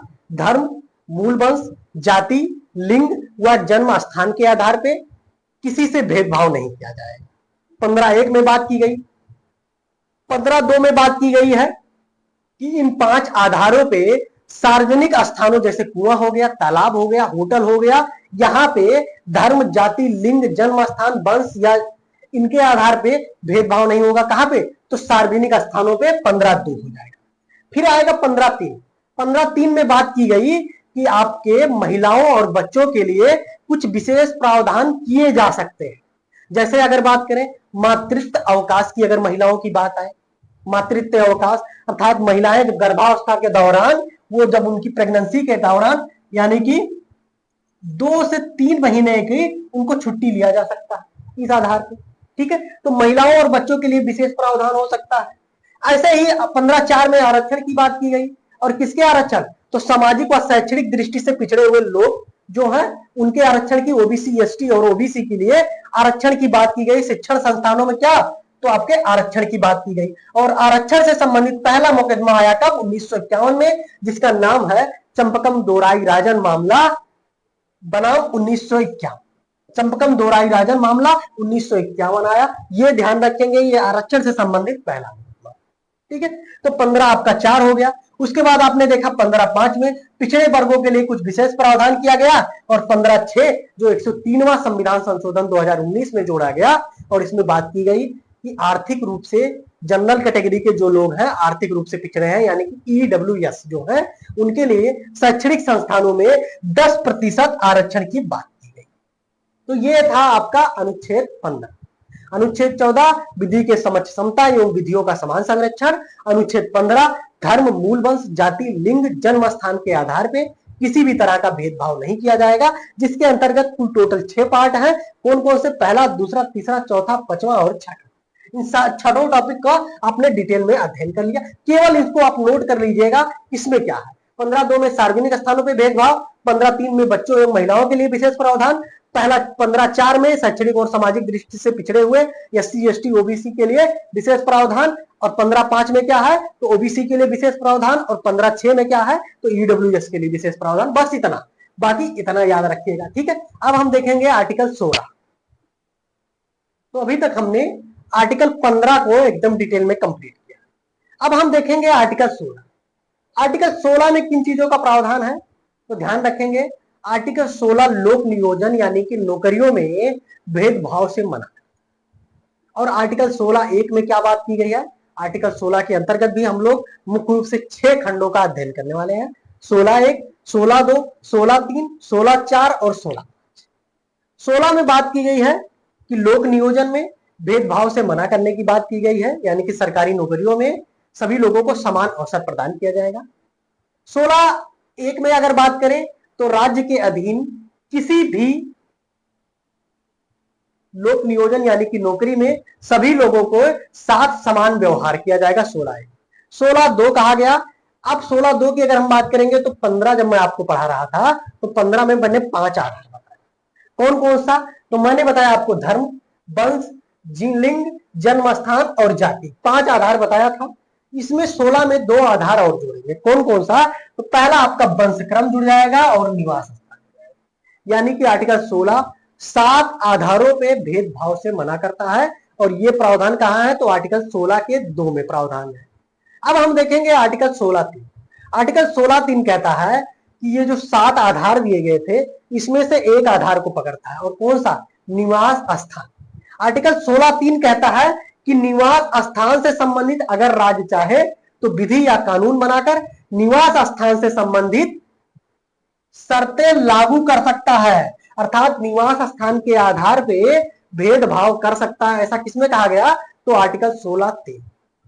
अब हम देखेंगे आर्टिकल 16(4), लोक नियोजन यानी कि सरकारी नौकरियों में आरक्षण से संबंधित जो प्रावधान है वो किसमें है? तो आर्टिकल 16(4) में। और ये जो आरक्षण होनी चाहिए वो कैसा होना चाहिए? किन आधारों पे? तो पहला काम ये होना चाहिए कि आप पिछड़ा हो, दूसरा आपकी जो है वो सरकारी नौकरियों में पर्याप्त प्रतिनिधित्व नहीं आपके समाज का। ये दो आधार बात की गई और इसी आधार पे पिछड़ा हो तो पिछड़ा हो कौन डिसाइड करेगा? उसके लिए एक कमेटी बनी, प्रथम पिछड़ा वर्ग आयोग। और कब बनी? तो 1955 में। इसकी अध्यक्षता काका कालेलकर ने की, इसीलिए इसे कालेलकर आयोग के नाम से जाना जाता है। क्वेश्चन आपसे पूछा हुआ है कई बार एग्जाम में। प्रथम पिछड़ा वर्ग आयोग 1955 में, काका कालेलकर इसके अध्यक्ष थे, इसीलिए काका कालेलकर या कालेलकर आयोग के नाम से जाना जाता है। किससे संबंधित है? तो आर्टिकल 16(4) से संबंधित है। 16(4) नौकरियों में आरक्षण की बात करता है। 16(4), ठीक है। तो पहला पिछड़ा वर्ग आयोग जो बना, उसके आयोग की जो रिपोर्ट आई उसको माननीय न्यायालय द्वारा असंवैधानिक घोषित कर दिया गया। उसके बाद द्वितीय पिछड़ा वर्ग आयोग बनता है कब? 1979 में, और इसकी अध्यक्षता करते हैं बीपी मंडल, बिंदुश्री प्रसाद मंडल, इसीलिए इसे मंडल आयोग के नाम से भी इसे जाना जाता है। और ये अपनी रिपोर्ट कब दिया? तो अपनी रिपोर्ट 80-82 में इसने अपनी रिपोर्ट दिया और उस आधार पर बात की गई पिछड़ा कौन होगा, ठीक है, पिछड़ा कौन होगा। अब आपका ये तो निर्धारित हो गया 16(4) के तहत नौकरियों में आरक्षण। फिर जोड़ा गया 16(4)(a), और 16(4)(a) में बात की गई एससी और एसटी के जो लोग हैं नौकरी कर रहे हैं उनके प्रमोशन से संबंधित आरक्षण की बात की गई। किसमें? तो 16(4)(a) में की गई। आपसे पूछा जा सकता है सीधा सीधा कि आरक्षण की बात किसमें की गई? तो 16(4) में। आपसे अगर पूछा जाए प्रमोशन यानी कि एससी और एसटी के प्रमोशन की बात किसमें की गई? तो 16(4)(a) में की गई। कितने आधारों पे अनुच्छेद 16 के तहत लोक नियोजन में कितने आधारों पे भेदभाव को मना करता है? तो टोटल 7 आधार मोस्ट इंपॉर्टेंट हो जाएंगे। 5 जो 15 आर्टिकल 15 के तहत हम लोग उठाए थे, धर्म, वंश, लिंग, जन्म स्थान और जाति, और इसमें 2 और जुड़ेगा, वंश क्रम और निवास। 7 आधारों पे आर्टिकल 16 भेदभाव करने से मना करता है। आर्टिकल 15 कितने आधारों पे? तो 5 आधारों पे भेदभाव मना करता था। आर्टिकल 15 की अगर बात करें तो वो शैक्षणिक संस्थानों से संबंधित था, और आर्टिकल 16 जो है ये सरकारी नौकरियों यानी कि लोक नियोजन से संबंधित है, ठीक है। अब हम 16(5) को देखेंगे। 16(5) में कहा गया कि यदि किसी धार्मिक या सांप्रदायिक संस्था के पदाधिकारी जो है वो धर्म विशेष से हो सकते हैं, उसमें आरक्षण नहीं प्रदान किया जाएगा। यानी कि किसी धार्मिक या सांप्रदायिक संस्था के पदाधिकारी उस धर्म विशेष से हो सकते हैं। जैसे कोई चर्च है तो चर्च में कोई अन्य कास्ट का ना जाके कि हमको भी समानता का अधिकार प्रदान किया जाए, कोई ईसाई ही चर्च में जाके, ठीक है, वहां का पादरी बन सकता है। या कोई हिंदू संस्था है या कोई मुस्लिम संस्था है तो उनको कुछ विशेष प्रावधान छूट दी गई है आर्टिकल 16(5). अब हम देखेंगे 16(6) और लास्ट ये कब जोड़ा गया? तो 103वें संविधान संशोधन 2019 में 16(6) जोड़ा गया, और इसमें बात की गई 10% ईडब्ल्यूएस यानी कि जनरल कैटेगरी के जो आर्थिक रूप से पिछड़े लोग हैं, ईडब्ल्यूएस के जो लोग हैं उनको 10% सरकारी नौकरियों में 10% के आरक्षण की बात की गई। किसमें? तो आर्टिकल 16(6) में बात की गई, ठीक है। तो ये आपका हो गया अनुच्छेद 16। अनुच्छेद 16 से संबंधित सभी महत्वपूर्ण तथ्य। अब हम लोग अध्ययन करने वाले हैं अनुच्छेद 17। अब थोड़े थोड़े जो आर्टिकल अनुच्छेद हैं वो थोड़ा कम टाइम में आपका क्लियर हो जाएगा। मेन यही था आर्टिकल 13, आर्टिकल 15 और आर्टिकल 16, ठीक है। अब हम आर्टिकल 17 देखेंगे, आर्टिकल 18 देखेंगे, एक एक लाइन का है। फिर आर्टिकल 19 थोड़ा सा लंबी है, बाकी 20, 21 से लेके आगे एकदम आसान लाने में थोड़ा ही बहुत ही कम टाइम में हम लोग सीखेंगे। आर्टिकल 17 की अगर बात करें, अनुच्छेद 17 तो क्या करता है? अस्पृश्यता से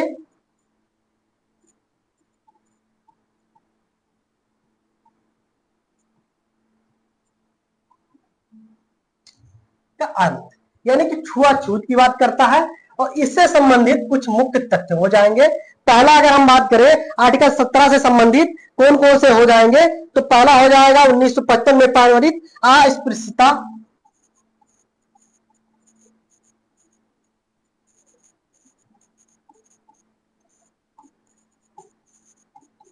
निवारक अधिनियम,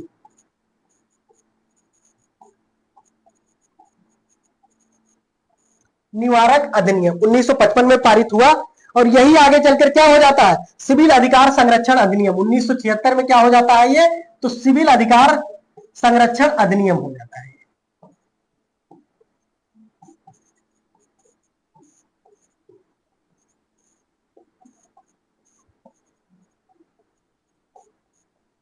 दूसरा अगर हम बात करें तो 89 में क्या होता है, तो SC/ST एक्ट आता है आपका।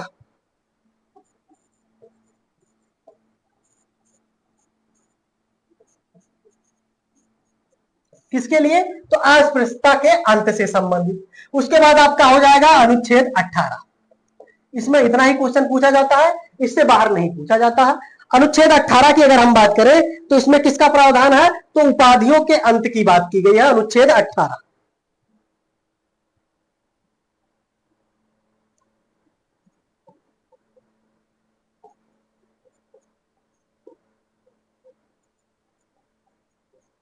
उपाधियों के अंत की बात की गई और इसी के तहत माना गया कि पद्मश्री, भारत रत्न, पद्मश्री,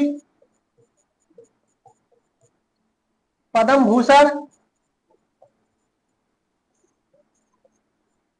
पद्म विभूषण, ये क्या है, ये उपाधि ना होके ये पुरस्कार है, अर्थात इन्हें प्रदान किया जा सकता है। उपाधियों के अंत की बात करते और आर्टिकल 18 के तहत क्या बात की गई, आर्टिकल 18 में कि यदि किसी को कोई उपाधि प्रदान की गई है तो उसे वो अपने नाम के आगे व पीछे नहीं लगा सकता। उपाधियों के अंत की बात की गई।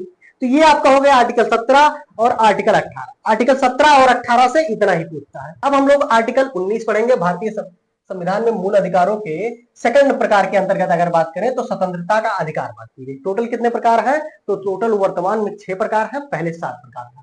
तो दूसरे प्रकार के अंतर्गत स्वतंत्रता के अधिकार के अंतर्गत हम लोग मुख्य रूप से 4 आर्टिकल 19 से लेकर 22 तक का अध्ययन करने वाले, 19, 20, 21 और 22। बात करें आर्टिकल 19 में बात की गई है अभिव्यक्ति व अन्य स्वतंत्रताएं प्रदान की गई है। ठीक है, भारतीय नागरिकों को अभिव्यक्ति व अन्य स्वतंत्रताएं प्रदान की गई है आर्टिकल 19 में। पहला तो आप ये ध्यान रखेंगे, आप लोगों को कंफ्यूजन क्या होती है, आर्टिकल 19 जो है वो फर्स्ट के का, आर्टिकल 19 के फर्स्ट में टोटल कितने प्रकार की, तो टोटल 6 प्रकार की, ठीक है, स्वतंत्रताएं वर्तमान में प्रदान की गई है। टोटल कितने प्रकार की, तो टोटल 6 प्रकार की स्वतंत्रताएं प्रदान की गई हैं। ये टोटल 7 प्रकार मैंने दिया है क्योंकि ये आपका वर्तमान में क्या है, समाप्त हो गई है।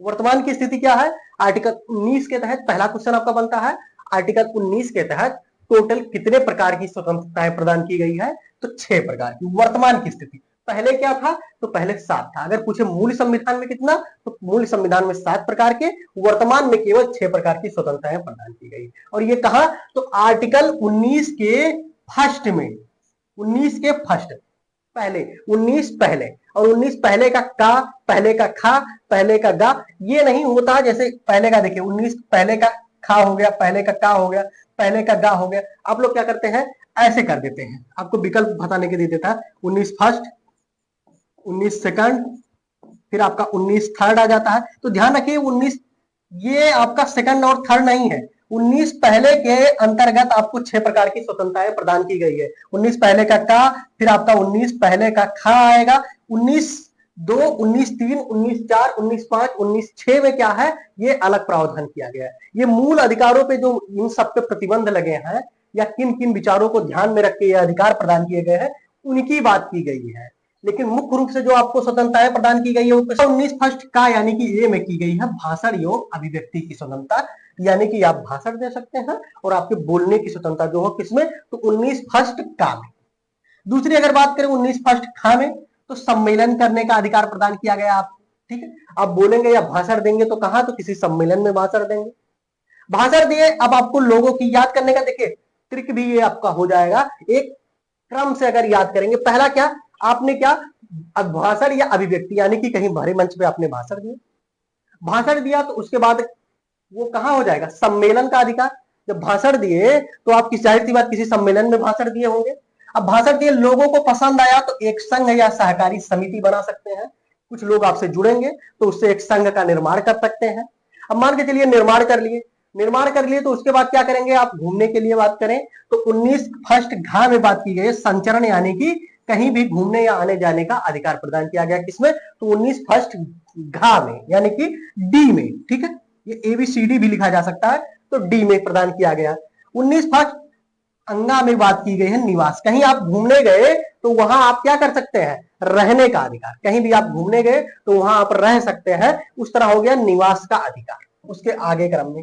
अब मान के चलिए कहीं आप गए रहने, वहां आपने क्या किया, निवास करने का आपका अधिकार हो गया, तो उसके बाद क्या करेंगे, संपत्ति का अधिकार प्रदान किया गया है। वर्तमान में ध्यान रखेंगे, संपत्ति का अधिकार जो है वो आपको क्या कर दिया गया है, तो समाप्त कर दिया गया है। और इसे वर्तमान में अगर हम बात करें तो इसे 300 के का में, 300 के का में जो भाग 12, आर्टिकल 300 के का भाग 12 में संपत्ति का अधिकार जो है वो वर्तमान में किस स्थिति में है, तो वर्तमान में कानूनी व विधिक अधिकार के रूप में है, ये मूल अधिकार के रूप में नहीं है। उसके बाद अगर बात करें तो वृत्ति या आजीविका या कोई व्यवसाय या व्यापार करने का अधिकार प्रदान किया गया, किसमें, तो आपको छा में प्रदान किया गया।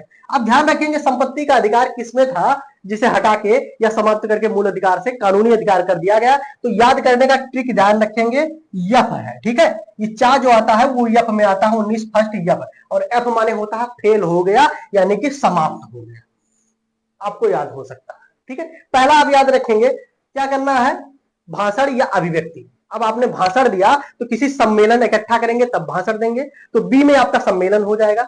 फिर सी में आए सम्मेलन इकट्ठा हुआ, लोगों को आपकी विचारधारा पसंद आई तो वो एक संघ बनेगा, तो सी में आपका संघ हो जाएगा।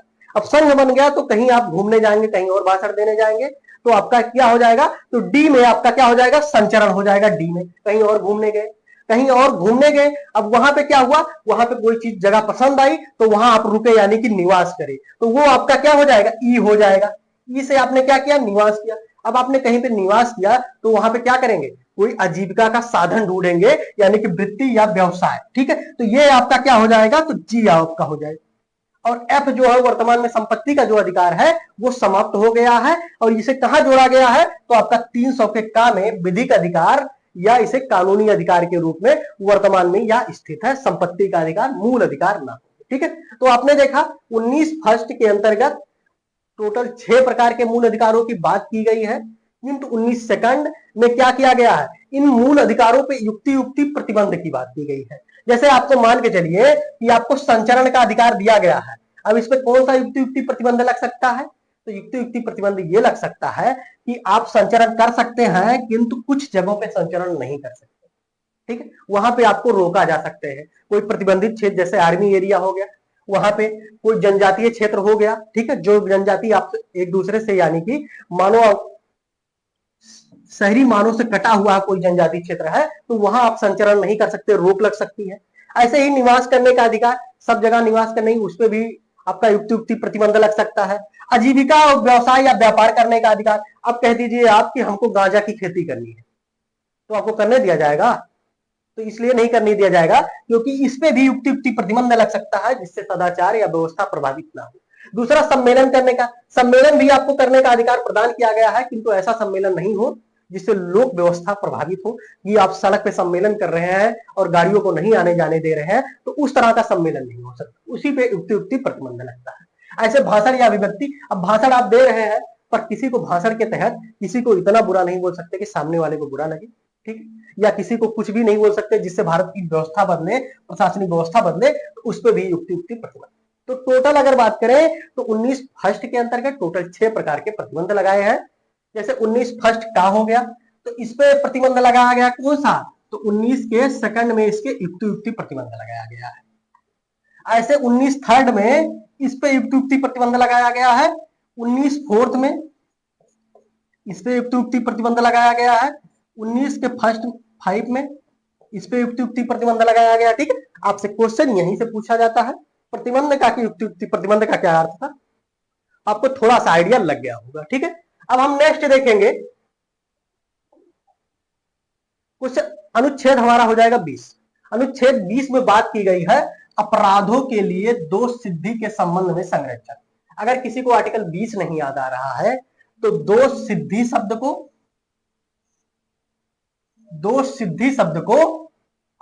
और शून्य, दो शून्य, इससे आपको क्या होगा, ध्यान हो जाएगा। 2 शून्य से 20 होता है और 2 शुद्धि, दोनों लगभग मिलता जुलता शब्द हो जाता है बोलने के उच्चारण की दृष्टि से। तो अनुच्छेद 20 में बात की गई है अपराधों के लिए 2 सिद्धि के संबंध में संरक्षण आपको प्रदान किया गया है, और टोटल इसके तहत 3, कौन सा, कोई भूत लक्षित दांडिक विधियों से संरक्षण प्रदान किया गया है कि आपने जब कोई अपराध किया है तो उस टाइम आपको उसी कानून के तहत या उसी विधि के तहत आपको सजा या कार्रवाई होगी जो उस टाइम पे प्रभावी हो, यानी कि लागू हो। कोई पूर्व के कानून के तहत आप पे कोई कार्रवाई नहीं हो सकती। पहला इसका हो जाएगा। दोहरे दंड से संरक्षण की प्रदान की गई है कि आपने कोई, मान के चलिए कोई भी आपने किसी चीज का उल्लंघन किया, किसी नियम कानून का उल्लंघन किया, तो उसके लिए आपको कितना, एक कोई दंड कार्रवाई एक बार की जा सकती है, दोबारा नहीं की जा सकती कि एक ही गलती के लिए आपको कई बार कार्रवाई की जाए, वो नहीं होता है। एक गलती के लिए आपको एक बार कोई कार्रवाई हो। दूसरी अगर हम बात करें अपने ही विरुद्ध गवाही देने से संरक्षण, ध्यान रखेंगे आपको अपने ही विरुद्ध गवाही देने से क्या करता है, यह संरक्षण प्रदान करता है, अर्थात आपको अपने विरुद्ध गवाही देने के लिए बाध्य नहीं किया जा सकता, जिसके तहत क्या, आर्टिकल 20 हो जाएगा। आर्टिकल 20 में इन्हीं 3 तथ्यों से क्वेश्चन पूछा जाता है। ध्यान रखेंगे अपराधों के लिए 2 सिद्धि के संबंध में संरक्षण, अगर छोटा एग्जाम है तो इतने से काम हो जाएगा। बाकी पीसीएस का एग्जाम है, किसी स्टेट पीसीएस का है, अन्य कोई एग्जाम की अगर बात करें तो इसको भी आप ध्यान रखिएगा। तीनों, भूत लक्षित दांडिक विधि से संरक्षण, दोहरे दंड से संरक्षण, अपने ही विरुद्ध गवाही देने से संरक्षण की बात किसमें की गई है, तो आर्टिकल 20 में की गई है। नेक्स्ट हम देखेंगे अनुच्छेद 21, मोस्ट इंपॉर्टेंट अनुच्छेद 21 में बात की गई है प्राण एवं दैहिक स्वतंत्रता का संरक्षण। प्राण एवं दैहिक स्वतंत्रता का संरक्षण, अब इसमें कुछ वाद है, और सबसे मोस्ट इंपॉर्टेंट बात करें तो विधि द्वारा स्थापित प्रक्रिया से ही वंचित किया जा सकता है। ठीक है, आपको प्राण एवं दैहिक, इसमें बात करें सर्वप्रथम आया ए.के. गोपालन बनाम मद्रास राज्य का मामला 1950 में, जिसमें बात की गई कि केवल जीवित रहने का अधिकार शामिल है। आर्टिकल 21 में किसका अधिकार शामिल है, तो केवल जीवित रहने की। इसमें आपको अपनी मृत्यु या इच्छा मृत्यु या आत्महत्या करने का अधिकार शामिल नहीं है। किसमें, तो ए.के. गोपालन बनाम मद्रास राज्य 1950 के मामले में।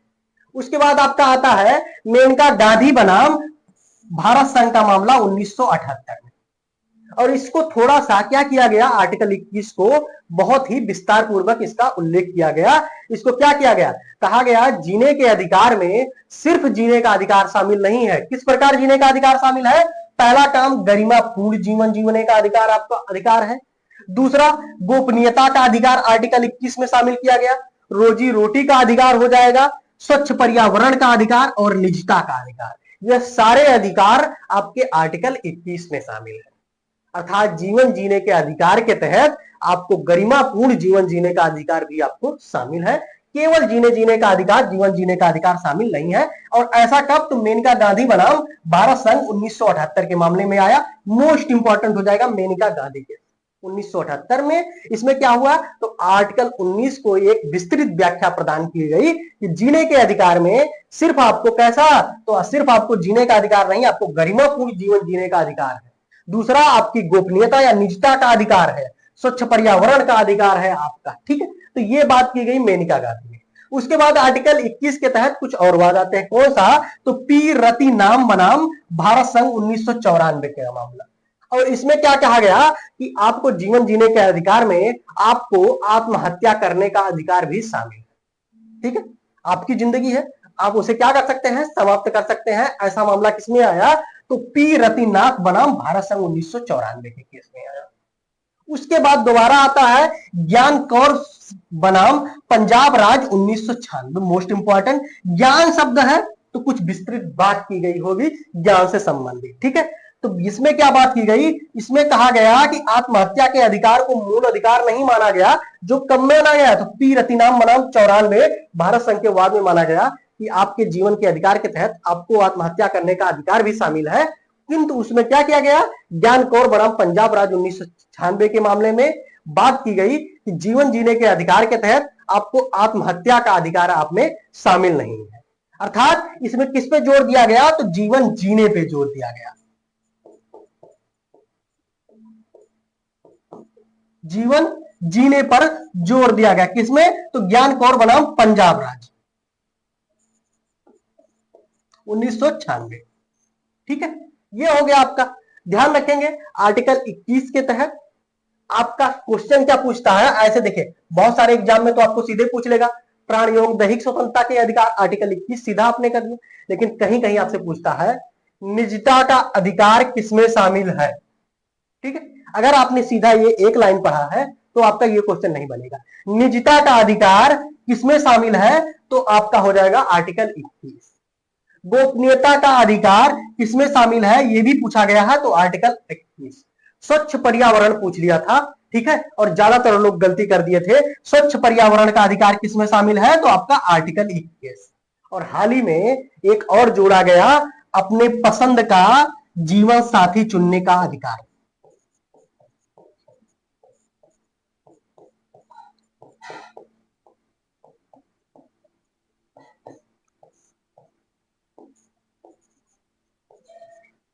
अपनी पसंद का जीवन साथी चुनने का अधिकार भी किसमें शामिल है, तो ये भी आपका आर्टिकल 21 में शामिल है। ठीक है, तो ये आपका हो गया आर्टिकल 21, और उसमें कौन कौन से अधिकार शामिल है और उससे कौन कौन से संबंधित वाद आए और उसका क्या परिणाम, उसमें कौन कौन सा निर्णय लिया गया, सारे तथ्य आपके आर्टिकल 21 के कंप्लीट हो। ठीक है, अब हम नेक्स्ट चलेंगे, हमारा हो जाएगा आर्टिकल 21 का। 21 का अगर बात करें तो यह 46वां संविधान संशोधन 2002 में जोड़ा गया। ये प्रारंभ में नहीं था, कब जोड़ा गया? 2002 में। और 21 का में बात की गई शिक्षा के अधिकार, और शिक्षा के अधिकार की जो बात की है वो कौन कौन से, तो 6 वर्ष से लेकर 14 वर्ष तक के बच्चों के शिक्षा का अधिकार शामिल किया गया। 6 वर्ष से लेकर 14 वर्ष तक के बच्चों को शिक्षा का अधिकार शामिल किया गया आर्टिकल 21 का। 21 में क्या था, तो जीवन यानी कि प्राण एवं दैहिक स्वतंत्रता की बात की गई, या जीवन जीने का या जीवन का अधिकार किसमें शामिल है, जीने का अधिकार, तो आर्टिकल 21 हो जाएगा। और ये कब जोड़ा गया, ध्यान रखेंगे, शिक्षा का अधिकार जो है वो 46वां संविधान संशोधन 2002 में जोड़ा गया है। क्वेश्चन आपके एग्जाम में पूछा हुआ है। नेक्स्ट हम देखेंगे अनुच्छेद 22। अनुच्छेद 22 में बात की गई है कुछ दशाओं में गिरफ्तारी और निरोध से संरक्षण। ठीक है, पहला काम ध्यान रखें, अगर आप गिरफ्तार होते हैं तो कौन कौन से, तो पहला का आपको गिरफ्तार क्यों किया गया, ये कारण जानना आपका अधिकार है। दूसरी, आपको मान के चलिए आपको गिरफ्तार कर लिया गया है, तो आपको अपनी रुचि यानी कि अपनी पसंद के वकील से परामर्श लेना भी आपका अधिकार है, आप परामर्श ले सकते हैं, इसके लिए आपको रोका नहीं जा सकता। और तीसरा अगर बात करें तो आपको क्या 24 घंटे के अंदर मजिस्ट्रेट के सामने इसमें क्या करना होगा, प्रस्तुत करना होगा जो आपको गिरफ्तार किया है, 24 घंटे के अंदर, और किसके सामने, तो मजिस्ट्रेट के सामने आपको प्रस्तुत करना होगा। अब ध्यान रखेंगे इसमें अगर बात करें अवकाश यानी कि छुट्टी और यात्रा में लगा समय शामिल नहीं है, यह भी आपसे पूछा हुआ है। ठीक है, अवकाश और यात्रा में लगे समय इसमें शामिल नहीं है, किसमें, इन 24 घंटों में। तो ये आपका हो गया कौन सा, अनुच्छेद 22, कुछ दशाओं में गिरफ्तारी और निरोध से संरक्षण। नेक्स्ट हम देखेंगे, आपका ध्यान रखेंगे स्वतंत्रता के अधिकार के अंतर्गत हम लोगों ने अभी तक दो अधिकारों की सेकंड प्रकार, पहली थी आपकी समानता का अधिकार आर्टिकल 14 से 18, उसके बाद हमने दूसरे प्रकार के अधिकार के अंतर्गत स्वतंत्रता के अधिकार के अंतर्गत हम लोगों ने मुख्य रूप से 4 अनुच्छेद, अनुच्छेद 19, 20 और 21, 22 देखा। ठीक है, 22 कंप्लीट किया। ये दूसरा प्रकार है स्वतंत्रता का जो है उसे हम लोगों ने कंप्लीट कर लिया। अब हम बात करेंगे स्वतंत्रता के अंदर तीसरे प्रकार शोषण के विरुद्ध अधिकार, और इसमें जिसके तहत मुख्य रूप से हम लोग 2 आर्टिकल, 2 अनुच्छेद, अनुच्छेद 23 और 24 का अध्ययन करने वाले हैं। बात करें अनुच्छेद 23 में, तो अनुच्छेद 23 में बात की गई है कि मानव के दुर्व्यापार, बेगार और बलात् श्रम का प्रतिषेध किया गया। अनुच्छेद के 23 के अंतर्गत 2 आर्टिकल हैं, कौन कौन से, तो अनुच्छेद 23(1) में मानव के दुर्व्यापार अर्थात व्यापार खरीद बिक्री पे रोक लगाया गया है। बेगार अर्थात बेगार की स्थिति वो होती है जब आपसे कोई कार्य करवाया जाए और उसके आपके बदले में मजदूरी आपको ना दिया जाए तो उसको बेगार कहते हैं, तो बेगार का प्रतिरोध करती है। उसके बाद बलात् श्रम क्या होता है, तो जबरदस्ती आपसे कोई कार्य करवाया जाए, आप उस कार्य के इच्छुक ना हो और किंतु आपसे जबरदस्ती वो कार्य करवाया जाए तो उसको कहते हैं बलात् श्रम। तो इन चीजों का प्रतिशोध किया गया है, प्रतिषेध किसमें, तो अनुच्छेद 23 के फर्स्ट। किंतु 23 की अगर बात करें, क्लास 2 में बात की गई है कि राज्य को किसी सार्वजनिक कार्य के लिए अगर अपने नागरिकों की जरूरत पड़ती है तो राज्य क्या करती है, तो राज्य अनिवार्य सेवा अधरोपित करने की मनाही नहीं कर सकती, यानी कि राज्य क्या कर सकती है, आपको सेवा के लिए बुला सकती है और आपको क्या करना पड़ेगा, आपको जाना पड़ेगा। ये किसमें है, तो 23 क्लास 2 में। 23 क्लास फर्स्ट में क्या था, मानव के दुर्व्यापार, बेगार और बलात् श्रम का प्रतिशोध है। दुर्व्यापार का मतलब होता है कि जैसे वेश्यावृत्ति के लिए खरीद बिक्री की जाए, ठीक है, या छोटे 14 वर्ष से कम बच्चे हैं उनको किसी रोजगार में या भीख मांगने के लिए खरीद बिक्री की जाए तो उसका प्रतिशोध यानी कि मना करती है। बेगार अर्थात बिना वेतन या बिना आपके उसके बदले में बिना कोई रकम दिए आपसे कार्य करवाई जाए तो उसको बेगार कहेंगे। और बलात् श्रम यानी कि आपका कोई कार्य करने की इच्छा नहीं है, उसके बावजूद आपसे वो कार्य करवाया जाता है तो उसको क्या कहते हैं, तो उसको बलात् श्रम कहते हैं। ठीक है, तो आर्टिकल आपने देखा 23। उसके बाद हम लोग देखेंगे आर्टिकल 24। आर्टिकल 24 में बात की गई कारखानों में बालकों के नियोजन पर प्रतिबंध लगाया गया है, अर्थात अगर 14 वर्ष से कोई कम का बच्चा है, 14 वर्ष से कम आयु के बालक जो है उनको कारखानों में किसी कार्य के लिए नहीं लगाया जा सकता है, किसमें, अनुच्छेद 24 के तहत। ध्यान रखेंगे ये जो दुर्व्यापार है अनुच्छेद 23 के फर्स्ट में दुर्व्यापार है, इसमें ध्यान रखेंगे अगर किसी पॉजिटिव वे के लिए व्यापार पॉसिबल है, जैसे आप कहेंगे एक एग्जांपल आता है आईपीएल में खिलाड़ियों की खरीद बिक्री होती है तो उसमें कहीं ना कहीं मानव की खरीद बिक्री हुई, किंतु वो कैसे हुई, तो ध्यान रखेंगे वो दुर्व्यापार को लेके यानी कि निगेटिव वे में नहीं हुई है, वो एक प्लेयर के रूप में पॉजिटिव वे में हुई है। ऐसे ही कारखानों आदमी 14 वर्ष से कम बच्चे के क्या करता है, आपको नियोजन का प्रतिबंध यानी कि मनाही करता है, किंतु सीरियल में 14 वर्ष से कम बच्चे कार्य करते हैं उसको भी पॉजिटिव वे में उतना छूट दिया गया है। नेक्स्ट हम देखेंगे, आपका ने देखा तीसरे प्रकार की प्रकार कौन सा, स्वतंत्र शोषण के विरुद्ध अधिकार। नेक्स्ट हम देखेंगे चौथा प्रकार। भारतीय संविधान के मूल अधिकारों में चौथे प्रकार के मूल अधिकार जो है वो कौन से हैं, तो धार्मिक स्वतंत्रता का अधिकार, जिसके तहत मुख्य रूप से 4 अनुच्छेद, अनुच्छेद 25 से लेके 28 तक में प्रावधान किया गया है। ध्यान रखें अगर अनुच्छेद 25 में तो इसे किसी धर्म के अंतःकरण यानी कि स्वयं में आंतरिक रूप से मानने, अंतःकरण की स्वतंत्रता, धर्म के आबाद रूप से मानने, ठीक है, आप और मान सकते हैं, आचरण करने से किसी धर्म को आप अंतःकरण मान सकते हैं, उस धर्म के अनुसार आप आचरण कर सकते हैं, जैसे किसी धर्म का नियम होता है कि हाँ सुबह उठ के पूजा करना तो आप पूजा कर सकते हैं, और प्रचार करने, आप अपने धर्म का प्रचार करने की क्या करती है, स्वतंत्रता प्रदान करती है, कौन सा, तो अनुच्छेद 25। इसी अनुच्छेद 25 के तहत आपको सिखों के कृपाण धारण करने का अधिकार है, यानी सिखों को अपने धर्म के अनुसार आचरण यानी कि कृपाण धारण करने का अधिकार किससे, तो अनुच्छेद 25 में प्रदान किया गया है। अनुच्छेद 26 की अगर बात करें तो धार्मिक कार्यों के प्रबंधन का अधिकार, मान के चलिए इसमें आपको क्या, धार्मिक कार्यों को अबाध रूप से अंतःकरण, आचरण करने, ठीक है, और उसका प्रचार करने का प्रदान किया गया अधिकार। और इसमें क्या, तो धार्मिक कार्यों के प्रबंधन का, आप किसी धर्म विशेष से हैं और उस धर्म विशेष से संबंधित कोई भी अगर कार्य हो रहा है तो उसके प्रबंधन यानी कि मैनेजमेंट का कार्य आपको मिले, ये आपको अधिकार प्रदान किया गया है। लेकिन इससे क्या नहीं, तो ध्यान रखिएगा 3 चीजें, लोक व्यवस्था, स्वास्थ्य और सदाचार प्रभावित नहीं होनी चाहिए। ठीक है, जैसे आपको मान के चलिए भारत सरकार द्वारा क्या, दुर्गा पूजा पंडाल को एक बार ले लेते हैं और मुस्लिम धर्म के अजान, जैसे शुक्रवार को होता है जुमा या शुक्रवार के दिन अजान होता है, तो इसमें लोक व्यवस्था प्रभावित ना हो यानी कि सड़कों पे अजान ना हो तो उसका आपका विरोध कर सकती है। जैसे दुर्गा पूजा पंडाल बीच बाजार में लगा दिया जाए तो उसका भी राज्य विरोध कर सकती है, क्योंकि धार्मिक कार्यों के प्रबंधन का अधिकार है किंतु उससे लोक व्यवस्था प्रभावित नहीं होती है, स्वास्थ्य प्रभावित नहीं होता है। आप कहें पूजा के नाम पे बड़े बड़े माइक लगा दें और बगल के लोग रह ना सके तो उससे क्या होगा, उससे उनका स्वास्थ्य प्रभावित होगा, तो आपको रोक लगाया जा सकता है। तीसरा अगर हम बात करें अनुच्छेद 27, किसी विशिष्ट धर्म के अभिवृद्धि के लिए कर। ध्यान रखेंगे किसी विशिष्ट धर्म के अभिवृद्धि के लिए करों से रोक यानी कि प्रतिषेध की बात की गई है अनुच्छेद 27 में, धार्मिक करों के बात की गई है, प्रतिषेध यानी कि रोक की बात की गई। किंतु कोई स्थानीय निकाय अगर है वह कोई धार्मिक कर लेना चाहती है तो उसके रोक की बात नहीं की है। स्थानीय निकाय अर्थात मान के चलिए वहां के कुछ स्थानीय लोगों द्वारा दुर्गा पंडाल लगाया जाए और लोगों से चंदे के रूप में इकट्ठा किया जाए तो उसको रोक नहीं लगाती है, ठीक है, किंतु धार्मिक कर की अभिवृद्धि के लिए रोक लगाती है। अनुच्छेद 28 देखेंगे हम। अनुच्छेद 28 में बात की गई है शिक्षा संस्थानों में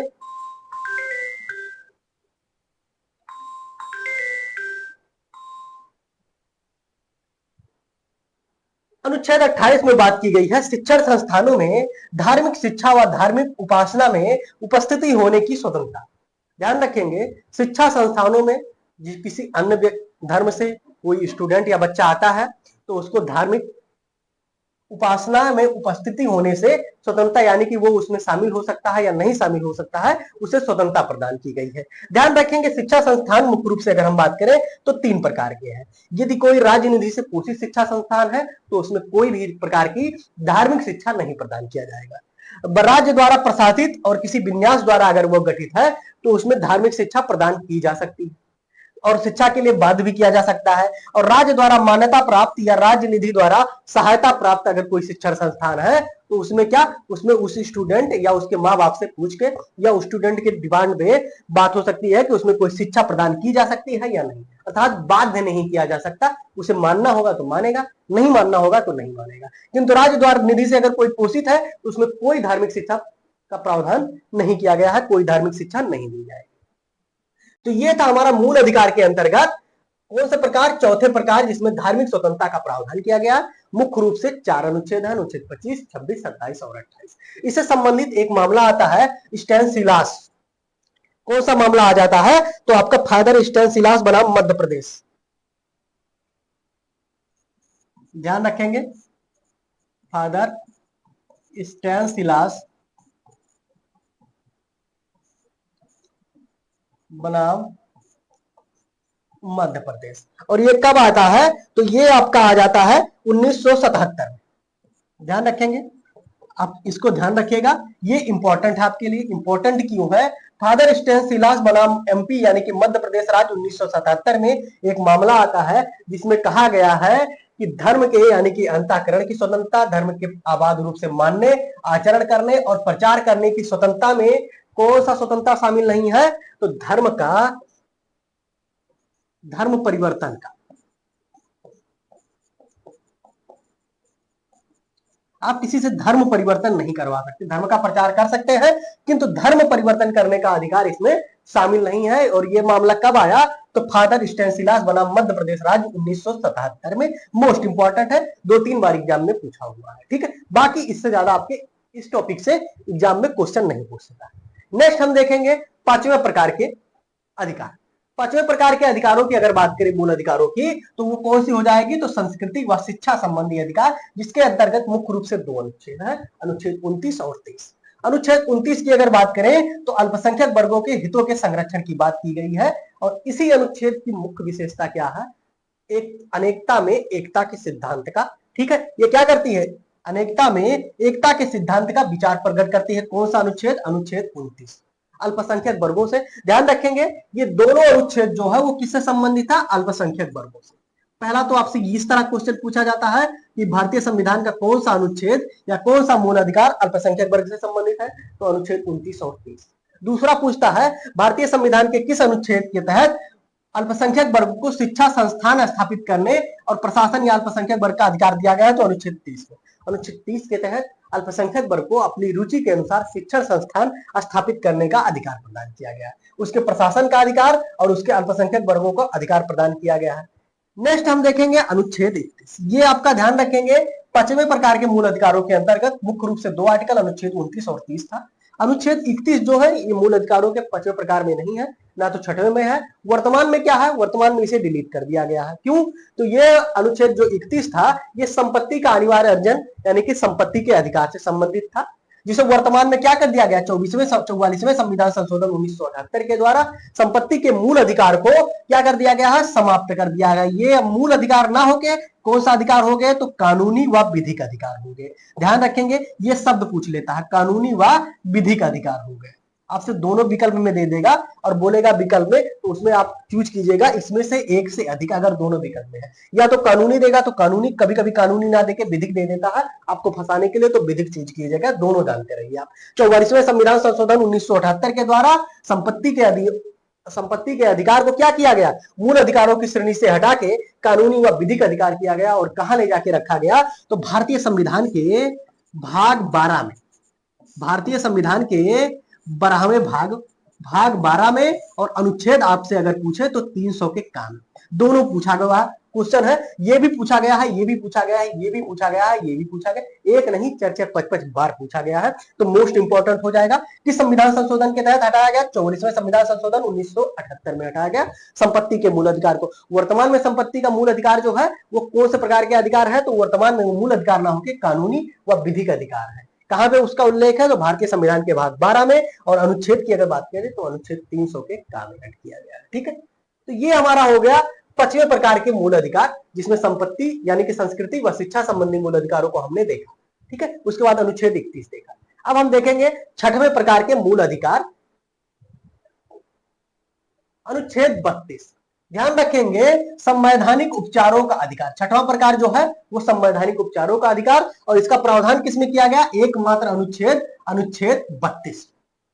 मोस्ट इंपॉर्टेंट बात यह है कि अनुच्छेद 32 के तहत मूल अधिकारों में पहला तो अगर बात करें तो संवैधानिक अधिकार, और इसे ही अंबेडकर द्वारा, डॉक्टर अंबेडकर द्वारा क्या नाम दिया गया, इसे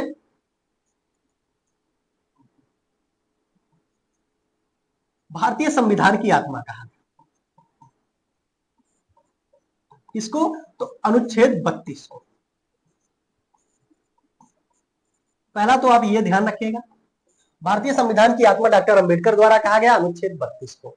मोस्ट इंपॉर्टेंट बात यह है कि आपसे कभी कभी एग्जाम में पूछा हुआ क्वेश्चन है, भारतीय संविधान के किस अनुच्छेद के तहत सुप्रीम कोर्ट को रिट यानी कि रिट से संबंधित बात की गई है, तो अनुच्छेद 32(2).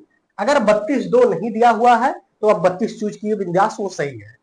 किंतु कभी कभी पीसीएस के एग्जाम में एक बार पूछा गया ये कि अनुच्छेद 32(1) और 32(2) दोनों विकल्प दिया गया, और बात की गई है कि रिटों की चर्चा कहां की गई है, तो अनुच्छेद 32(2) में की गई है रिटों की। इसके तहत अगर बात करें तो सुप्रीम कोर्ट यानी कि संवैधानिक उपचारों के अधिकार के तहत सुप्रीम कोर्ट क्या करती है, सुप्रीम कोर्ट के पास भारतीय संविधान निर्माताओं द्वारा सुप्रीम कोर्ट को 5 प्रकार की रिटें जारी करने की शक्ति प्रदान की गई है। कौन कौन सी, तो पहला आपका हो जाएगा बंदी प्रत्यक्षीकरण यानी कि हाइबियस कॉर्पस हो जाएगा। दूसरा आपका हो जाएगा परमादेश यानी कि मैंडमस हो जाएगा। प्रतिषेध हो जाएगा यानी कि प्रोहिबिजन हो जाएगा। उसके बाद उत्प्रेषण हो जाएगा यानी कि सर्टियरी हो जाएगा, और अधिकार परीक्षा यानी कि क्यू वारंटो हो जाएगा। 5 प्रकार की रिटें सुप्रीम कोर्ट जारी कर सकती है। कैसे, अगर आपके मूल अधिकारों का हनन हो तो आप मूल अधिकारों के हनन के विरुद्ध किसी राज्य यानी कि जो मूल अधिकारों के आपका हनन करता है उसके विरुद्ध डायरेक्ट आप सुप्रीम कोर्ट जा सकते हैं। और सुप्रीम कोर्ट के पास क्या पावर है, सुप्रीम कोर्ट को भारतीय संविधान के अनुच्छेद 32 के तहत क्या किया गया, तो अनुच्छेद 32(2) के तहत 5 प्रकार की रिटें जारी करने। पहला आप तो आपसे पूछता है 5 प्रकार की रिटें, कितने प्रकार की, तो 5 प्रकार की रिटें जारी करने की शक्ति प्रदान की गई है। इन रिटों का नाम याद कर लीजिएगा, ठीक है, बंदी प्रत्यक्षीकरण, परमादेश, प्रतिषेध, उत्प्रेषण और अधिकार परीक्षा। बहुत सारे बच्चों को ध्यान रखेंगे विकल्प दे देता है क्वेश्चन पूछ के कि भारतीय संविधान के अनुच्छेद 32(2) में या 32 में इनमें से कौन से प्रकार की रिट की बात नहीं की गई, और ये सारे आपको विकल्प में दे देगा, इसी में से एक आध कोई हटा के दूसरा नाम दे देगा। तो आपको ये याद करना बहुत जरूरी है। ठीक है, ये याद। बात करें बंदी प्रत्यक्षीकरण, प्रतिषेध, परमादेश, उत्प्रेषण और अधिकार परीक्षा, याद करने का अगर हम आपको ट्रिक बता दें तो सिर्फ आप रिटों में सिर्फ पा शब्द याद कीजिएगा, पा, और 5 रिटों में आपको पा शब्द मिलेगा। कौन सा, तो पहला आपका हो जाएगा बंदी प्रत्यक्षीकरण में पा मिल गया, परमादेश में पा मिल गया, प्रतिषेध में पा मिल गया, उत्प्रेषण में पा मिल गया, और परीक्षा में पा मिल गया। 5 में एक कॉमन शब्द मिलता है पा। अगर आप ये पढ़ेंगे और पा शब्द याद रहेगा, केवल पा, तो प्रत्यक्षीकरण हो जाएगा, पा से परमादेश हो जाएगा, पा से प्रतिषेध हो जाएगा, प्रेषण यानी कि उत्प्रेषण हो जाएगा, परीक्षा यानी कि अधिकार परीक्षा हो जाएगा। याद करने में थोड़ी सी तो आपको आसानी हो जाएगी। दूसरी बात ये याद रखेंगे, इसकी इंग्लिश याद रखिएगा। कभी कभी ये हिंदी में ना देखे, आपको मैंडमस देगा तो उसका मतलब परमादेश होता है, हाइबियस कॉर्पस का मतलब बंदी प्रत्यक्षीकरण होता है, प्रतिषेध की अगर बात करें तो प्रोविजन होता है, उत्प्रेषण का सर्टियरी हो जाएगा, अधिकार परीक्षा का क्यू वारंटो हो जाएगा। ठीक है, तो ये हो गया अनुच्छेद 32। उसके बाद हम लोग अनुच्छेद 33, 34 और 35 का थोड़ा सा डिटेल में अध्ययन करेंगे। अनुच्छेद 33 कोई नहीं बताता आपको, तो ध्यान रखिएगा, संसद को वह शक्ति प्रदान करती है कि सशस्त्र बलों, खुफिया एजेंसियों व अन्य के मूल अधिकारों पर युक्ति प्रतिबंध लगा रहे। ध्यान रखेंगे, मूल अधिकारों के तहत सभी लोगों को मूल अधिकार प्रदान किए गए हैं, किंतु कुछ लोगों के मूल अधिकारों को संसद क्या कर सकती है, कम कर सकती है। जैसे अगर मान के चलिए कोई क्या है, सशस्त्र बल, ठीक है, उसके बाद खुफिया एजेंसियों में शामिल कोई व्यक्ति है, वह अन्य कोई व्यक्ति, जिसके मूल अधिकार को अगर प्रदान किया जाए, ठीक है, तो क्या होगा, सुरक्षा को या अन्य प्रकार की समस्याएं उत्पन्न हो तो उनके मूल अधिकारों पे प्रतिबंध लगाया जा सकता है। जैसे बात करें इंडियन आर्मी को बहुत सारी चीजें जैसे फेसबुक, इंस्टा, ये सारी सब चलाने का, ठीक है, छूट नहीं प्रदान किया गया। और क्यों? क्योंकि उनके मूल अधिकारों का कहीं ना कहीं हनन हुआ, लेकिन सुरक्षा की दृष्टि से प्रतिबंध लगाया गया है। तो संसद को वह शक्ति प्रदान की गई है किसके तहत? तो अनुच्छेद 35 के तहत। अब हम देखेंगे अनुच्छेद 35। मान के चलिए किसी क्षेत्र में मार्शल लॉ लागू है, तो वहां के मूल अधिकारों पर युक्ति प्रतिबंध लगाया जा सकता है। किसी क्षेत्र में मार्शल लागू है तो वहां के नागरिकों को कुछ अधिकारों पे युक्ति प्रतिबंध लगाया जा सकता है। और नेक्स्ट और अंतिम हो जाएगा हमारा अनुच्छेद 35। अनुच्छेद 35 में संसद को मूल अधिकारों को प्रभावी बनाने के लिए कानून बनाने की शक्ति प्रदान की गई। ध्यान रखेंगे, अगर कोई मूल अधिकार है जिसे प्रभावी बनाना है, जैसे आपका हो जाएगा, मान के चलिए कौन सा आपका हो जाएगा, तो अनुच्छेद 23 हो गया। अनुच्छेद 23 में बात की गई है, क्या हो जाएगा, दुर्व्यापार, बेगार और बलात्श्रम पे रोक लगाया गया है। बलात्श्रम का प्रतिशोध किया गया है। और इससे संबंधित अगर कोई कानून कैसे होगा, कोई कानून बना के, और कानून किस अनुच्छेद के तहत बनेगा, तो अनुच्छेद 35 के तहत। और इसके लिए कौन सा कानून बना, तो इसके लिए कानून बना आपका हो जाएगा बधुआ मजदूरी प्रणाली उन्मूलन 1976।